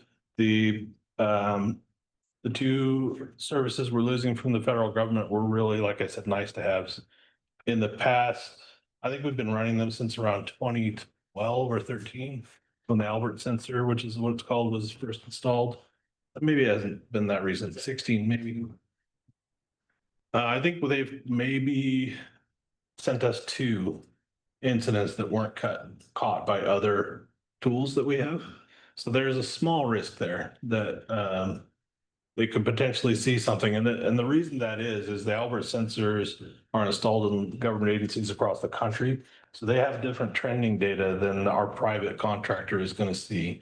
So there's going to be that rare incident where the trending data they have points out something that the other ones aren't seeing. But our analysis so far is that that's not worth a $30,000 investment, if that makes sense. So, so we're going to continue to work on that, continue to think about it. But overall, I would say compared to last year, I would say there's a dip in cybercrime activity against local government specifically. I feel like it's trending down, but it's not going away. Adam, a nice practice is, I love when one of your team would send out a spoof out on their own as part of retraining. Yeah. Because I don't know if we have strong controls on, fortunately, the repeat offenders, if they continue to do this. Potential is millions of dollars in repair to the county. And it really should be kind of put into our policies, this, this type of retraining that they have to keep taking. They find it. So I look forward to a trek down the line, sending it out to folks. I think I got one 2 or 3 weeks ago of a major director here who wanted me to change their payroll. Yep. And it was pretty Believable. look at it closely enough. Yeah, And I very did believable. engage with that individual to change their banking routing number, not that I do it personally, but I was like, why would you, but it was enough that I didn't think, I was thinking, Yeah, yeah, so in that terms of, continuing training. Yeah.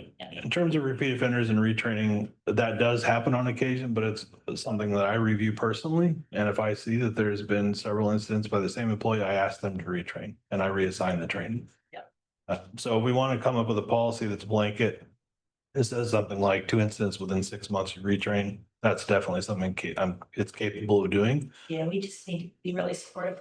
If you want to really take a moment, it's hard. It is hard. Yeah, we work fast. Yeah, I think overall, just the culture we're in and there's more awareness of it overall. Unfortunately, there's a lot of activity like this in people's personal lives. So I think that helps them recognize that when they're at work, they're also at risk because that's a different persona. But yeah, the training is definitely really important. We're continuing to do that on an annual basis for security awareness training because that's when the content is refreshed. But we also, like you mentioned, every quarter, we're doing campaigns, which I call them, which send out fake emails or fake tests for people. And if they fail, then they're notified and potentially have to retake the training. So I get a bunch of emails from folks asking if they can post something on the Philomath News. Is that you guys? Or is that just, okay. Did anybody else get those? Yeah, Okay. and I click the phishing button. I just delete them, but yeah, that's probably a good idea. Cause like over the course of my 6.5 months here, it's been like 1 or 2 a week of people like, I would like to blog post on the Philomath News, the site that you own, and then how to help manage the site that you own. I'm like, I don't think we own that site. I don't. We control all forms. Oh, yeah. Tillman County. Don't tell them they that. So Yeah. unfortunately, I was gonna say your guys' emails are posted out Oh, there yeah. for the public, so Yeah. you guys probably see more than some of our other staff within the county whose emails aren't posted anywhere. But that said, we like to hear about trends like this. Yeah. Because if there is a specific source that we can block from keeping all the commissioners receiving this kind of email, that's something we can look into. It's Yeah. not always possible, but something you can look into. So Okay. I appreciate that. As far as education of our staff, is our PIO involved in those discussions and getting, maybe instead of coming from IT, coming from the board, or that there are, we're only as good as our weakest link, and some of the dire consequences if things don't go well. And is our biggest offender, but. No, actually, what? The last couple of years I've had an idea. So October is National Cybersecurity Awareness Month. So I'd love the opportunity to work with Ann to do something more of a broad campaign than just a basic email that comes out from IT. I think that would be great. It's just, it's challenged so many organizations and it's brought them to their knees. Yep, absolutely. So yeah, I'll make a note of that and then we can work together on something. Good. And my other question, you mentioned all the equipment that you replace on a regular basis. Is there any concern about the price of equipment in the next biennium, I guess? So not immediately. So when we go through the budgetary process, we do all of that forecasting. So we get fresh quotes from our providers. We try to decide is that model that we're speccing out in 2024 going to be the one that we can still order in 2026. You look at all those kinds of things. And typically what we do is build in a 10% potential increase factor into how that fund is budgeted. And that's also what makes up the fee. In the case of desktops, I don't think we're expecting an increase, but laptops over the past several biennium has steadily gone up in price. And I think just part of that is it's now the standard form factor in most businesses is for most people's laptops. But also people demand more and more. They want the laptop to work just like a desktop. So they get more expensive because it's fit into a smaller package. So what we forecasted, though, I don't think was a dramatic increase. It was somewhere along the lines of 5 to 8% increase of what we had previously ordered. So I don't think that is going to be the biggest issue. What we're seeing more so in terms of cost increase for IT is increases in renewing licenses or contracts for software. Almost all of those are coming in much higher than they were previously. Okay, thank you. All right, so I'll try to speed up here a little bit. There's still some more to go through here in the more moving forward section of my report. One thing we've been working on closely with our finance department and others across the county is a payroll process analysis. And we're starting to put the final touches on a huge amount of information we've collated between ourselves, a contractor company called Marina, and like I said, with cooperation between our finance team and people across the county that work directly into budgeting with, directly in payroll with their departments. So more to come on that. We're working on potentially a memo and a presentation to discuss that with folks. But in IT, this has been a big lift, but a great reason why we have a business analysis position. And India Olson, our business analyst, has put in a lot of great work in analyzing this process, literally mapping out every little step of the entire payroll process and sharing that with the team so they can see it visually, working on different angles about how we can approach processing payroll and solve some of the challenges that we have with payroll.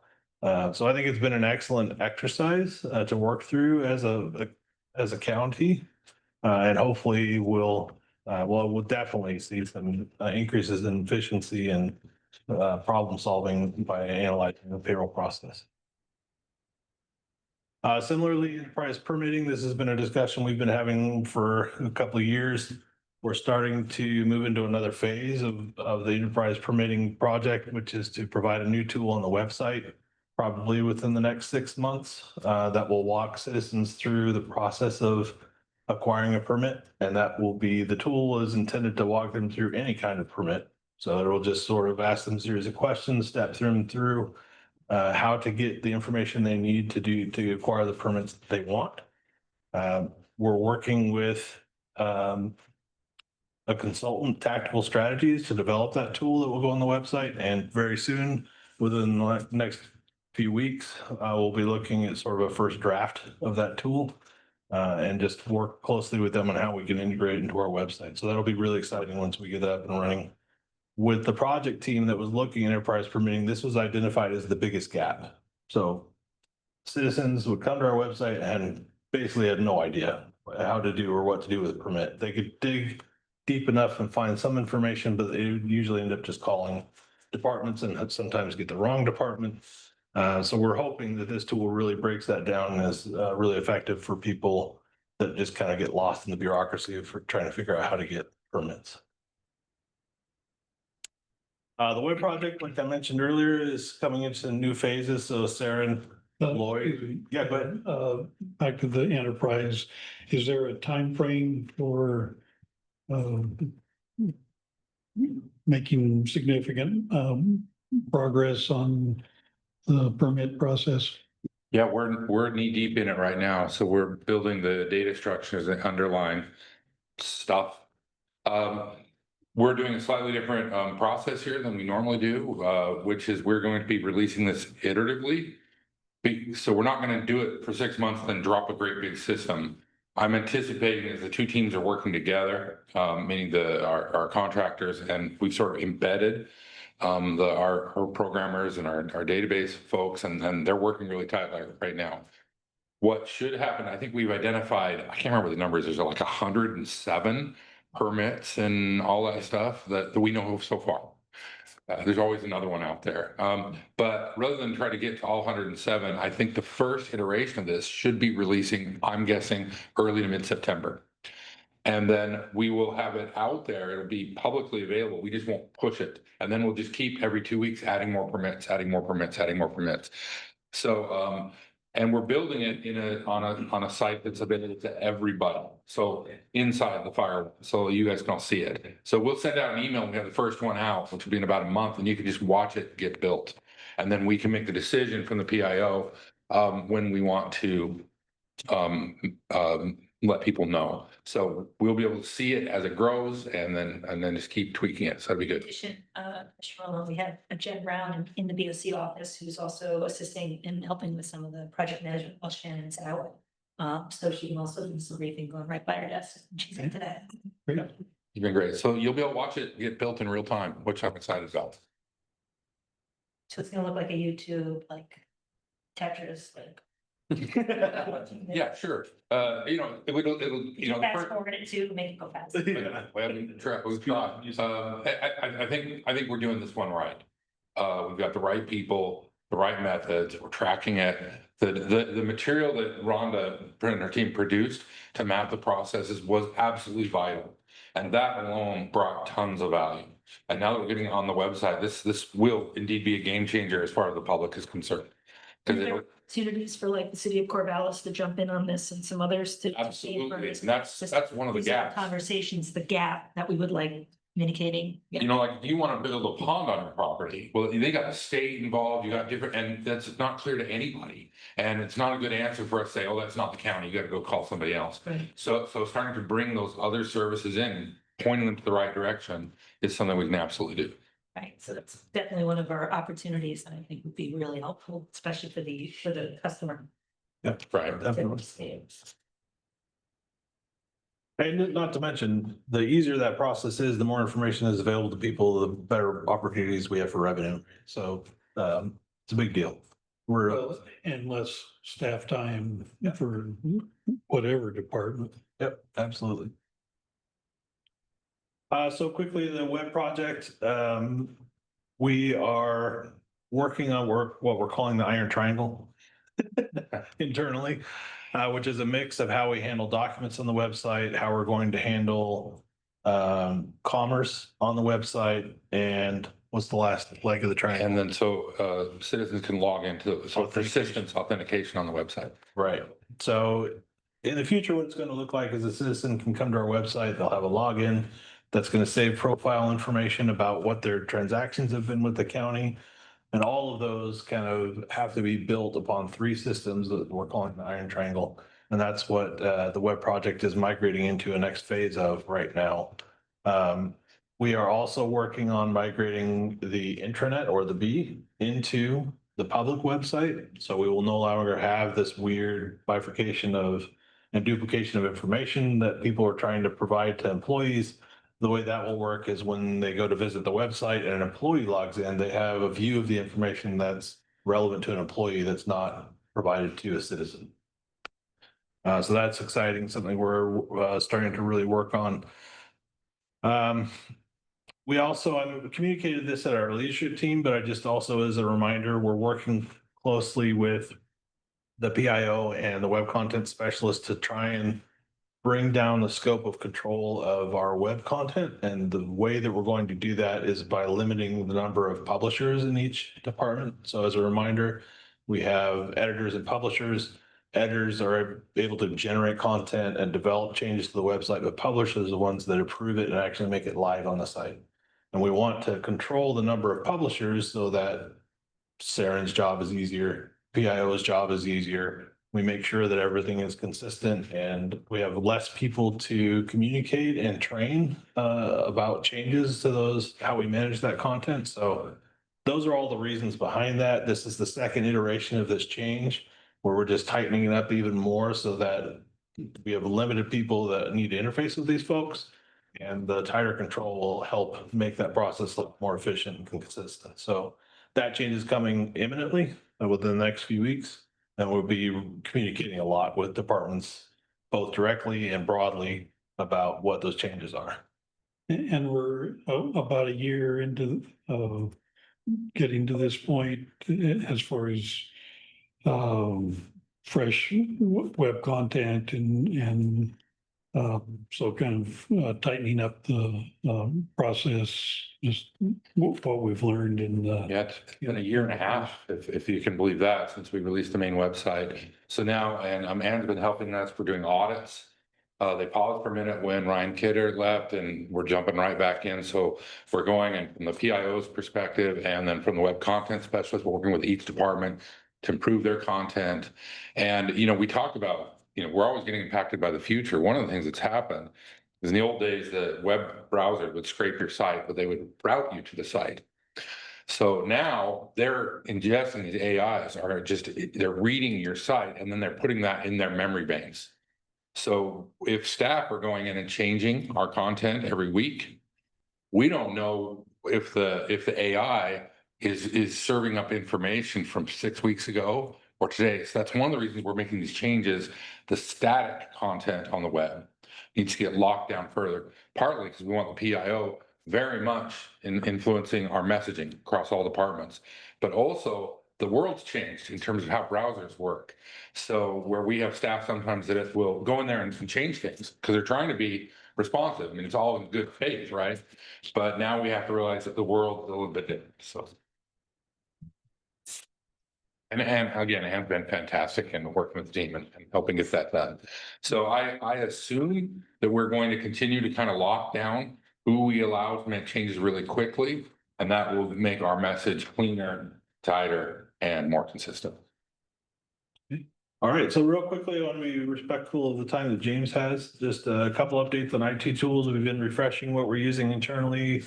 A couple of our goals for this coming biennium are to update our system that manages our mobile devices, our phones, and some limited tablets and laptops. That's a big lift. It doesn't sound like it's a big deal, but it's a huge deal. How many devices do you have? You know, 300 something? Phones, Yeah. actually counting the ESSA, we're over 400. So, right, we've got both a Verizon contract and AT&T contract for the More sheriff. than our employees. Yeah. And so we have the system, right, that manages those devices to make sure they're safe, that they're updated, that they are used for work, right? And we're shifting systems, one, because part of what we pay for our Microsoft licensing includes this as a function. So we're dropping a contract that we pay for a different company to do this, migrating to the Microsoft system. But what we've learned recently is this requires a touch on every device. So it's going to be a big lift, big project that we're trying to work through. That's one. The other major iTool migration that we're working on internally is the system that we use to manage and track our work. Our innovations team is using a fresh new tool. They're fully integrated using that every day. And we're going to look at migrating that to other business units within IT over the next couple of years. Lastly, the construction projects. So as far as we're concerned, by the end of the year, we'll have a nice, pretty bow on the crisis center. There's some things to wrap up in terms of how they use the building and technology still over the next several months. That's when we really expect the construction of the courthouse to pick up, and we have a lot to do with that building, of course. Lots of technology. We recently secured a contract in partnership with the city of Corvallis with Astound Broadband to provide fiber optics to the site, which is an excellent development. To be completely honest, we had an RFP awarded to Peak, but they were unable to perform on that contract. And the reason is because Astound's existing contract took up all of the availability on the poles to run the fiber optics to our site. So we were really lucky to be able to kind of figure out what was happening at partnership with the city on that existing project and piggyback that. Overall, it's costing a little bit more in terms of project dollars to build it out, but we are getting quadruple the amount of fiber optics, and we're getting a 20-year ownership agreement in place with Astound where we have full control of that fiber as if it was our own installation. So it's a massive upgrade in terms of what we had thought we were getting to what we're able to take advantage of with that city contract. So all good developments, but with the courthouse project, like I said, about 6-9 months from now, we expect that to really pick up again in construction phase and getting all of our equipment installed, getting the fiber optics set up, and then all of the technology that gets overlaid over that at every step. Our staff are involved. So it'll be a big deal. Great. On the project like the courthouse, do you assign specific people to that project and they're kind of, Yeah, generally speaking, because of the infrastructure that goes in, our network team is the ones that take lead on those kinds of projects. And at some point, when it comes to moving staff in, it kind of gets handed off to the service desk and their staff to manage getting people moved in and getting all their technology up and running. But the network team, for the most part, is responsible for connecting new buildings and construction projects.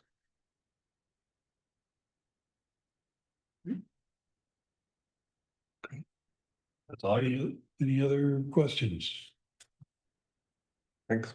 Yeah, thank you. And move on to records and elections. I'll try and get this done in what I got, about a minute and 10 seconds. We're up to 11. That's it. We're scheduled to 11. Okay, good job. Good job, good job. But that's a really long sheet you got. He's got some. Not that much. Okay. It'll be quick. So good morning. It's still morning, right? So, as you know, we got through the May 20th special election, with, limited availability of our regular seasonal staff, also at the election. So our team really picked up a lot of the extra workload, and we did all the proofing and everything with our full-time staff, which is a lot of work when you're doing a special district election. That's probably the most diverse ballot set that you're gonna be producing and getting printed out. But it all went really well, not to be lost on the relatively low turnout was the job that everybody did. So Low turnout would be how much, 30.25% was our turnout, which is how many people? which is countywide, you're talking about 20 something thousand, 20,000, yeah.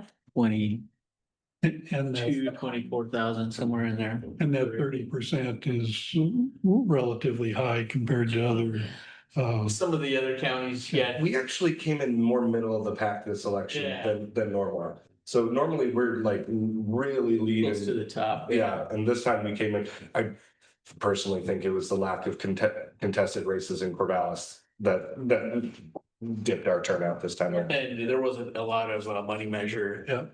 Driving, interest, when you hit the pocketbook, they'll. Yep. They'll hit the ballot. Yeah. So that kind of kept it down a little bit. Following the election, we had some discussions surrounding our ballot drop boxes. What did we experience? We have a couple areas where we think we might have an opportunity to save some money, simplify the pickup process. And we're looking at reducing cost and but yet still providing the strategically located boxes. For instance, we've got 3 boxes in a 1-block area right around the courthouse. We've got the 2 boxes there, and we've got the box at the library. And we're having problems with the library box where trash is getting thrown in it, and it's not getting a lot of use. And we've had There's not a lot of ballots in there. compared to the other 2, no. Yeah, I mean, people think about going to the courthouse and then the one by the police station is drive up, more or less. So that, those. So we're looking at that box, Yeah. potentially getting rid of that, but I wanted to make sure the commissioners were okay with Well, that. where's the growth? Like where is there another place we can strategically put it as opposed to just taking it out of commission? Well, yeah, I'll say, I think that removing the one by the library makes sense. If you're having issues with it and it's already, like, people think of the courthouse more than the library, they just have to literally walk around the corner and there's another box. Yeah. I'm not, in the news, it always, there's a danger of removing it because it doesn't play well, but out of all the boxes, like, we're not really removing anyone's opportunity to vote, and I am firmly in support of keeping those, like you said, strategically located ones like North Albany and Alsea, and like places where. Otherwise, there's Yeah. nothing. Yeah, and South Corvallis was a real challenge finding a place down yeah, that direction, and we found Lincoln Elementary at the health center down Yep. there. Mhm. And that's been working out pretty well. It is our box that gets hit with vehicle backing into it the most. That's repairs. Yeah, we need to stand with the box back up. Have a, Luckily, that's happened in the off. direction. Yes. have a breakaway box and doesn't do any Yeah, damage. pops right back up. That storage area too, if we have to redeploy it. No, I think that makes sense. You know, this has some business aspects, and if one of your locations isn't performing very well, I mean, you take care of that. And especially, it's not very, the library site isn't very unique. I mean, it's other opportunities. So I think that makes perfect sense. How many boxes do we have total? We have 15 boxes outside of the. outside of here. No, we have, Okay. yeah, 16 total. And Better than Lynn County. Lynn County's got like, right, for the size of county, we have yeah, a lot of. the city of Albany has one box. And it's by the courthouse, if I recall. Well, sorry, the Lynn County side of the city of Albany has one box and it's by the courthouse, if I recall correctly. And we have one there. Yeah. But we're also serving 10,000 people versus 50,000 on the Lynn County side of the river, so. Just, yep, sorry. No, good points, but no plans. We got bigger boxes in those heavy locations. We've been working a lot on Yep. drop boxes. So we got the really big box at the Fifth Street location from the law enforcement. We've got it in North Albany. Mhm. We've got it at Timber Hill. And so those are our heavy drop locations. We've had really light use of at LBCC, but Hmm.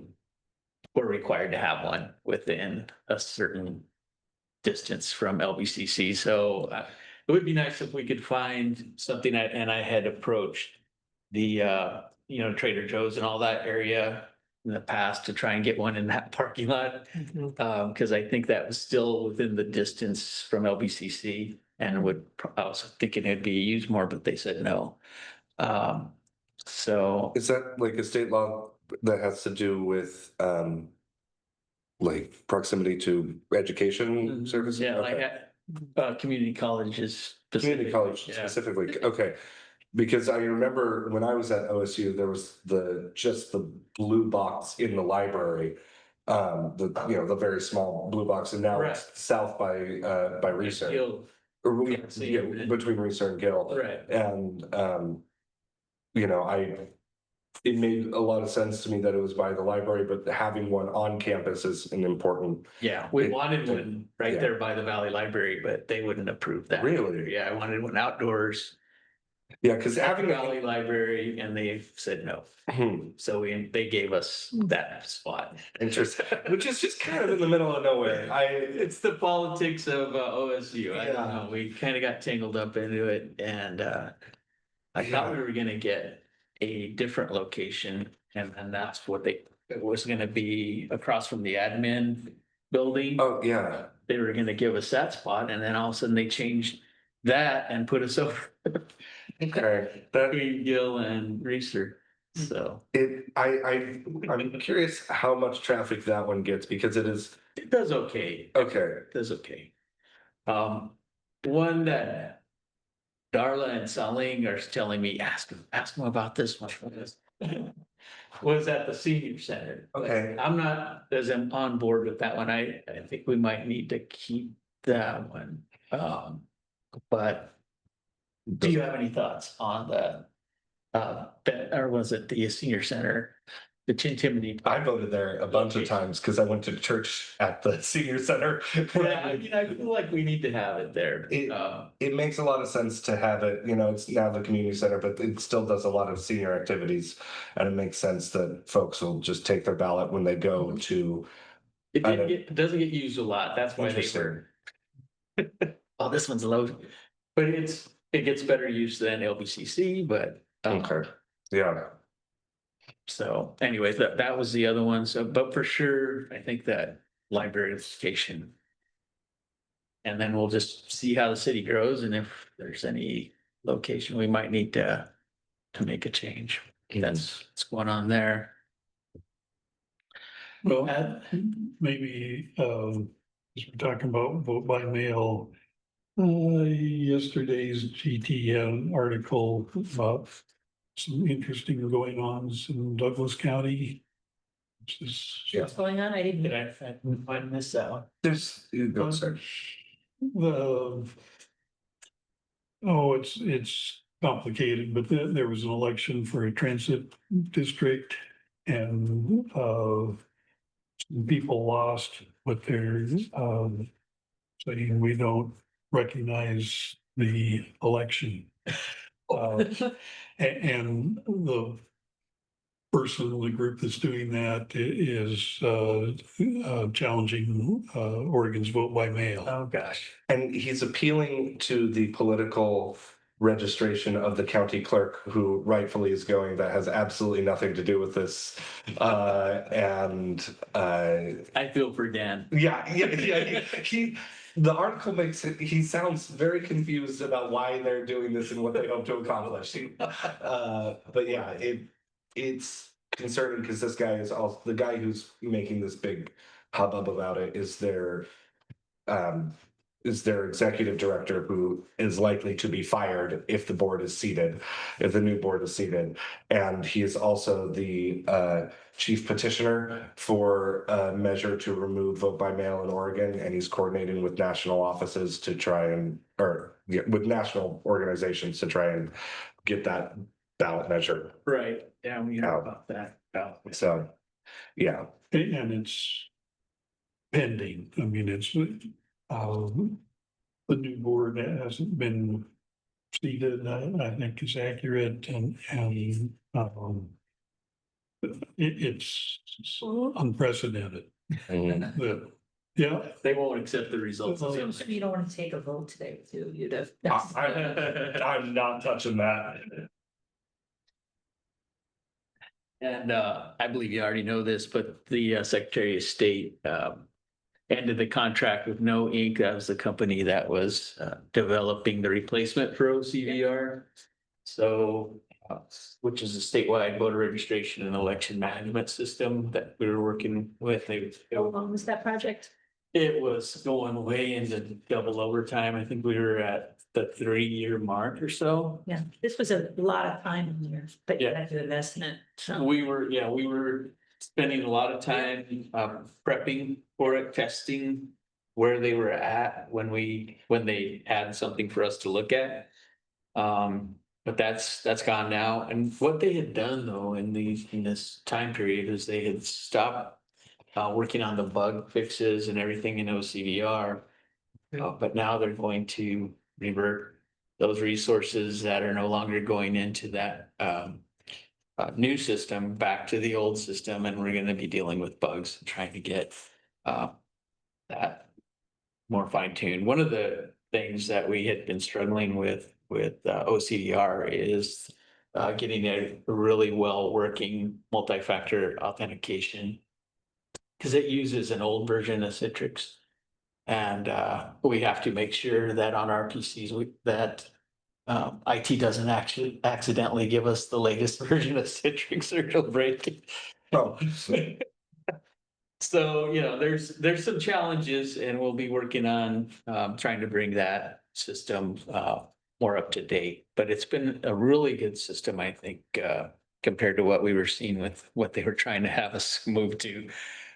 So we're excited as far as Oregon election officials that we'll be able to put some resources into it now and maybe just work out the bugs and keep what's been working going. Good. So we got notified just this week, the city of Philomath approved a resolution for a November 4th special election ballot measure. Psilocybin or whatever. How do you say that? Psilocybin. Psilocybin. Yeah. I read it. I'm like, how do you say that word? Okay, so psilocybin measure is what it's gonna be. That's the only thing. The August 15th is the deadline for local districts to submit a measure to us. Yeah, Corvallis is, I talked with some Corvallis folks, they're looking to do a lot of charter changes, but they've seemed to have changed their mind from November of this year to May of next year for costing reasons and also just they're. It means we'll foot the bill. Do we foot, in May of primary, in May of those years too, we fit them, cool, okay. Yeah, I thought it was just cheaper, I'm not free. Any encouragement with relationships in the city council to move it, we appreciate it. Encourage them to spend $60,000 instead of, yeah, I'm sure that'll go well with them, but, yeah, they're looking to put probably ballot measures on the May election, but as of now, it sounds like they're not gonna make the November No election. charter focused. Yeah, charter, So it wouldn't be any money measures. no. Okay. Good to know, because we have to get different envelopes. So- Oh, yes, this contains tax info. Right. Yeah. And I thought, well, if they have something in November, we were gonna have to go out and order some more envelopes. Or the signature envelopes, since we're running low on those. But we have enough for Philomath, so we'll be good. Okay. So we've started doing marriage ceremonies again. I performed a couple, Darla's performed even more than me. I think she's done like 5 or so. It's all me. Yeah, so Feels right. we're back in business, right? Fridays are popular, Yeah. people like to get Let's get married on Friday off so they can go take care of their business, get married, whatever. I like the getting married is taking care of business. Part of, yeah, taking care of business. And as I've mentioned before, I'll have the ability in 2026 to expand that to getting additional persons deputized as county clerks to perform marriage ceremonies. And I think we're gonna limit that to county employees that wish to do so. But probably limit it to my office and then anybody And we can only. in this marry the office. State of Oregon, is that correct? It'll be only marriages for the state? Right, yes, yeah, Is it's it married here? it's for Oregon marriage license ceremony performed here. It's fun. Okay, so one of the things we're doing, we're trying to help improve compliance with dog licensing, so we've gone out to some of the local large apartment complexes and we've talked to the management there about getting like packets for new I guess tenants that are gonna be moving in that might have dogs to get them information about dog licensing, well, an application form as long as, and we developed a trifold flyer that they'll be able to give out in those packets. Nice. And we got some good success already in having a large complex accept those and use them in their packets. And we had some people that actually licensed, good, like within a couple of days of doing that. Just wanted to mention that, as you know, we're short on revenue this last year for recording revenue, which affects several programs like GIS and A&T, which is the assessment, taxation money that goes up to the state first before they distribute it back to the counties. That's not, unique to Benton County. It's a statewide issue that every county's kind of dealing with the downturn in the real estate market. And that affects recording revenue. So that we ended up about 27%, I think, below our projection. And we had projected based on about a 12-year average. So that's how low we are. And recently, somewhat unexpectedly, we thought the passport activity was gonna continue at a little bit of a higher rate, but we've seen a downturn where it's tapered off. We're not seeing the same amount of activity that we had been. We'll get maybe, like 30-40% of our day booked up for appointments for before we were looking at about 80 to So 90. anyway, we can increase revenue, we can work with PIO to, even internally with employees who've been trying to figure out getting passports, we can do a little campaign, because the revenue with US passports is pretty generous with local governments, correct? What do we get? Like, Well, it's $35 per that's a lot. application, plus we raised the passport photo fee to the $20 per photo. Yeah, so it's good revenue for us. so So it can be. Yeah. More than a I dog think license.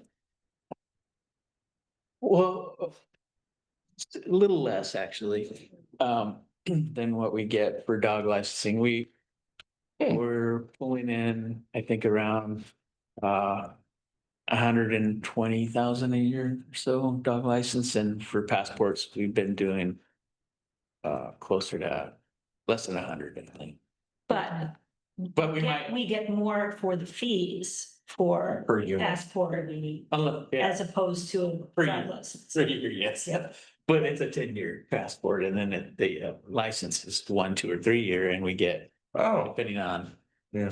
depending on the term of the license, we can get 20, 35, or 45 if they're spayed, or even more if they're I not. think the takeaway of this is dogs are more expensive than international travel. Over time. Over time, yeah. But one of the gaps with dog licensing, which James and I've talked on our one-on-one, is the fee for rabies.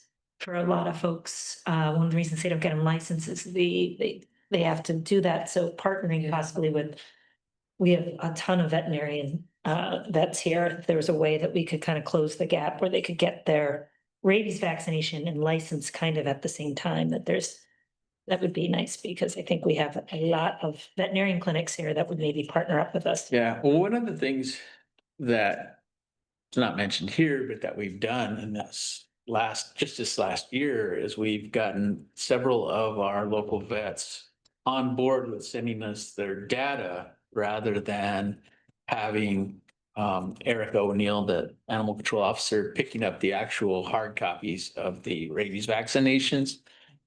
Which, I mean, we've had mixed results, I think.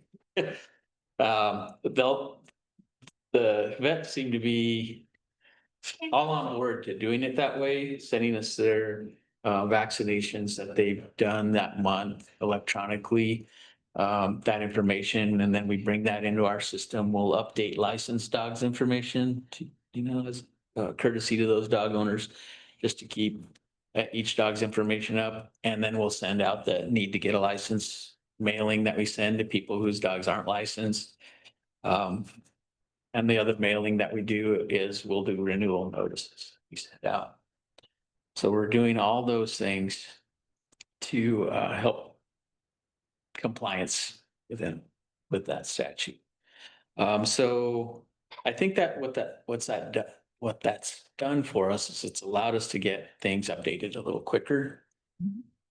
By receiving that information probably about 2 to 3 weeks earlier than we'd get it from Erica. So. What else? Oh.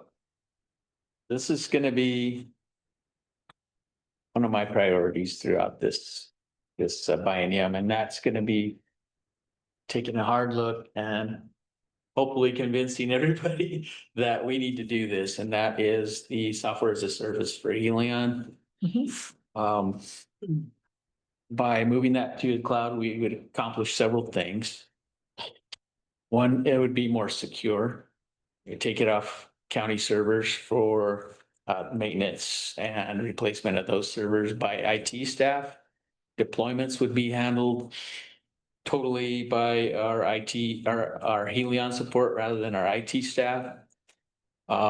We would be able to do a lot more online of an online shopping cart type of feature where people could purchase copies, certified copies of their documents or marriage license, maybe one of the goals too is to be able to allow online renewal or first time purchase of dog licensing. By moving everything there, one of the holdups that I've had over the last few years is IT's been really concerned about opening up any kind of payment portal into our servers. So by putting it up in the cloud, we would eliminate that. We would eliminate cyber threats because by putting it in the cloud, they're mirroring the data right away with, you don't pay any more than what we've been quoted, which is $17,000 a year to move Helion to the cloud. And then we would also get the benefit of being co-located with the new assessment system, because they're in the cloud with their new ORCAT system. And so it would make that sharing of data process a lot easier. And we'd also be able to use the what they call their digital research room online for people who want to access those records. And part of what I think we'd be able to do is we'd be able to show the images of their recorded documents that they want to look at with maybe like a watermark or something like that, unless they purchase it. Then they purchase it, we'd remove the watermark from the image. So there's a lot that we can do. I mean, these are options we can consider. Right now, we just have our index data online. We could decide to continue to do that unless they decide to purchase a copy, so there's. And I think you're coming Options. to our meeting to discuss that CIP to see if we can add that into the gap. And Adam and Tracy were here earlier, Tammy, Tracy, kind of advocating for going to cloud-based with your organization as well, so. Oh, really? That's Oh. great. Yeah, and I talked to Adam about it, and I felt like the quote for what we would get starting at 17,000 a year was very reasonable. And the reason why it is that reasonable is because of assessment. Actually already paying probably a portion of what it would otherwise have cost us to do this. So anyway, so we'll be going to CIP with that. Yep. And of course, with the tight budgets and inflation, I'm concerned, about, how this is going to play out over time. But I'm working with the rest of the team. We're continually trying to brainstorm and come up with ideas like the dog licensing event that we want to host here at the Calapooia building is something that we want to do where people might be able to get vaccination and their license right out here in the parking lot. Maybe. That sounds like a fun day to be in the office. I'm just saying. Well, I mean, our county employee Jaeger will be a spokesperson. Great. So, yeah. It's Nice guy, yes. We have his the Benton County t-shirt on. Mhm. And he may be up for renewal, because when I moved out here in October 23, it was one of the first things we did was get our license. Very cool. Big kid. Well, I was thinking earlier, passports or elections. Passports and something else. Coming to this building, you were concentrating on the financial part, but it also gets people into this building and see, there's assessment, there's the commissioners.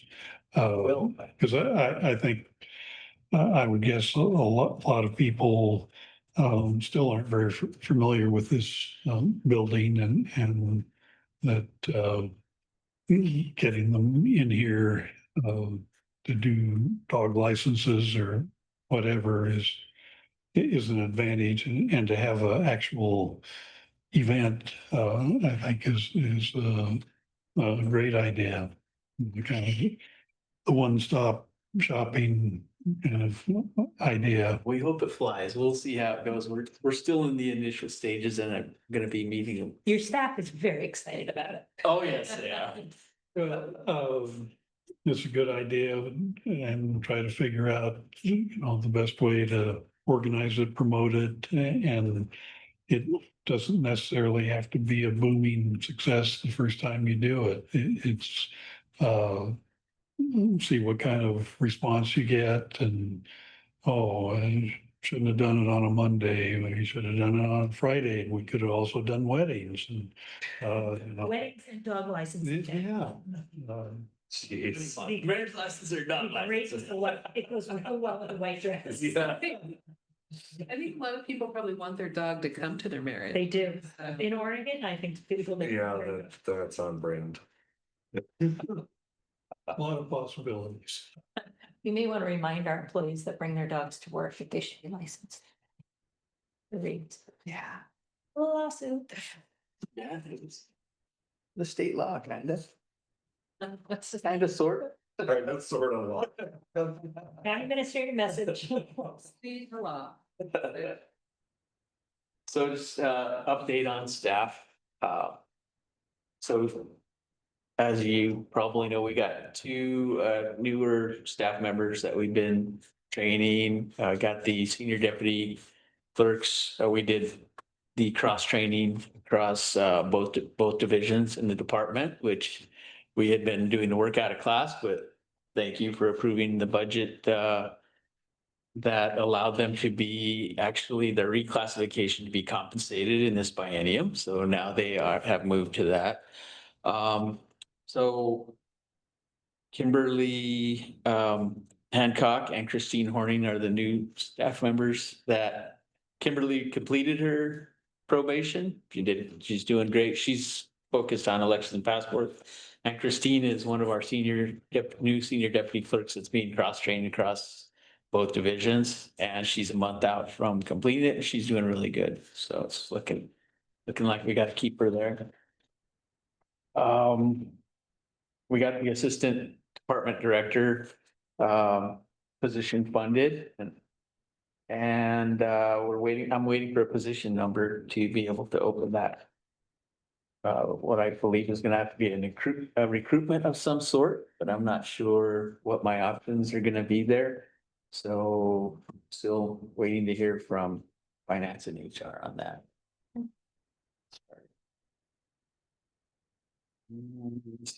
The other information I've provided are just supplemental things. I gave you, these are just where we can use to track what's going on in the different programs year after year. So you've got the dog license revenue tracker. We've got, that's where you can see our contract with the city. This is city and county dogs. When I started here at Benton County, the city dog license IGA with the county was at $11,000 a year. I've gradually brought them up to cover their portion of the cost to the current IGA with the city of Corvallis is $62,000 a year for us to do the dog licensing for Corvallis dogs. Oh. So that's why. And it's about roughly half and half. Half county dogs, half city dogs. So that's why I say we're at about $120,000 a year now. And typically I would cut a check to the city for if we went over their contract amount. This is the first time since I've been here that I sent them a bill because their revenue came in at just under 60,000 and our contracts for 62,000 for providing a service, which is based on the cost of our budget, for supporting dog license, for the personnel, for all of the for the supplies, for all of the cost allocation associated with the program, which is a big part of that. I always hear from me on that stuff. So that's where we're at. I think that's great that we've been able to get there. I kind of like to keep it as I guess as close to actual costs as possible, but there's not a whole lot I can do about the cost allocation. What else? Okay, so we got a tracker here where you can see the recording trends year after year. And it's been boomer bust. When we have the boom years, we give money back to the general fund. Last years, not so much. Yeah, a little bit, general fund dependent in those years. It's hard to say what, I wish Rick was here. Maybe he could tell us what the break even years look like. But I suspect they're right around the 80,000 page count, years. And Good. 21 to 22, I mean, the big year was the pandemic. Page counts. And that's when the interest rates were really low, and what we saw then, in my opinion, is a lot of people started working from home and they were upgrading their digs where they wanted to work from home. Yeah. And so they were selling, or they were refinancing and adding on, or whatever they were doing. And the interest rates were low at that time, really low.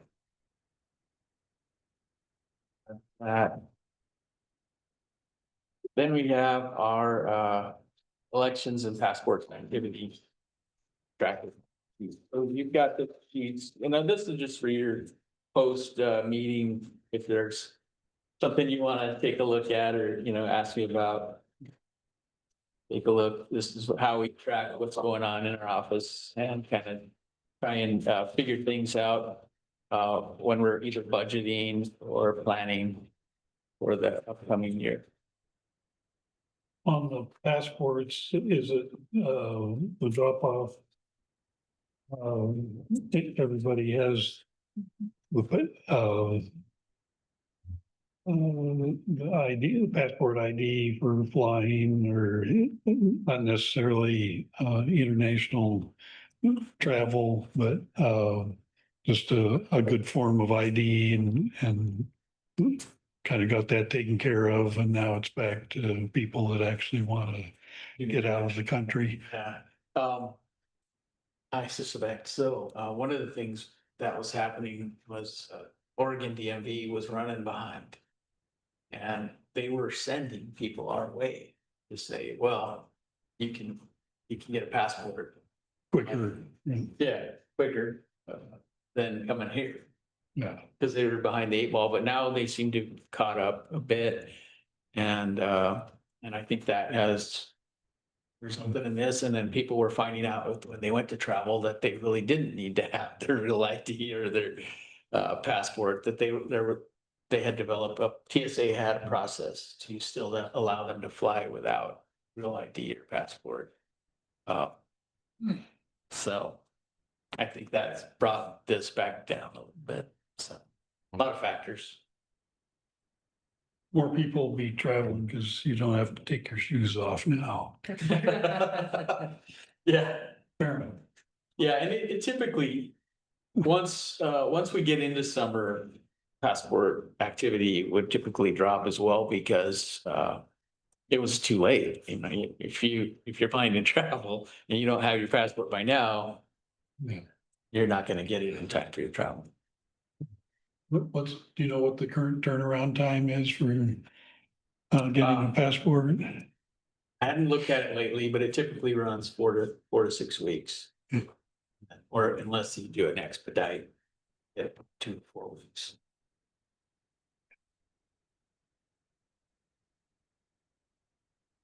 That's it. Thank you, James. Any questions?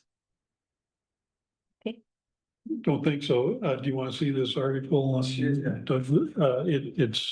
I didn't do it justice as far as.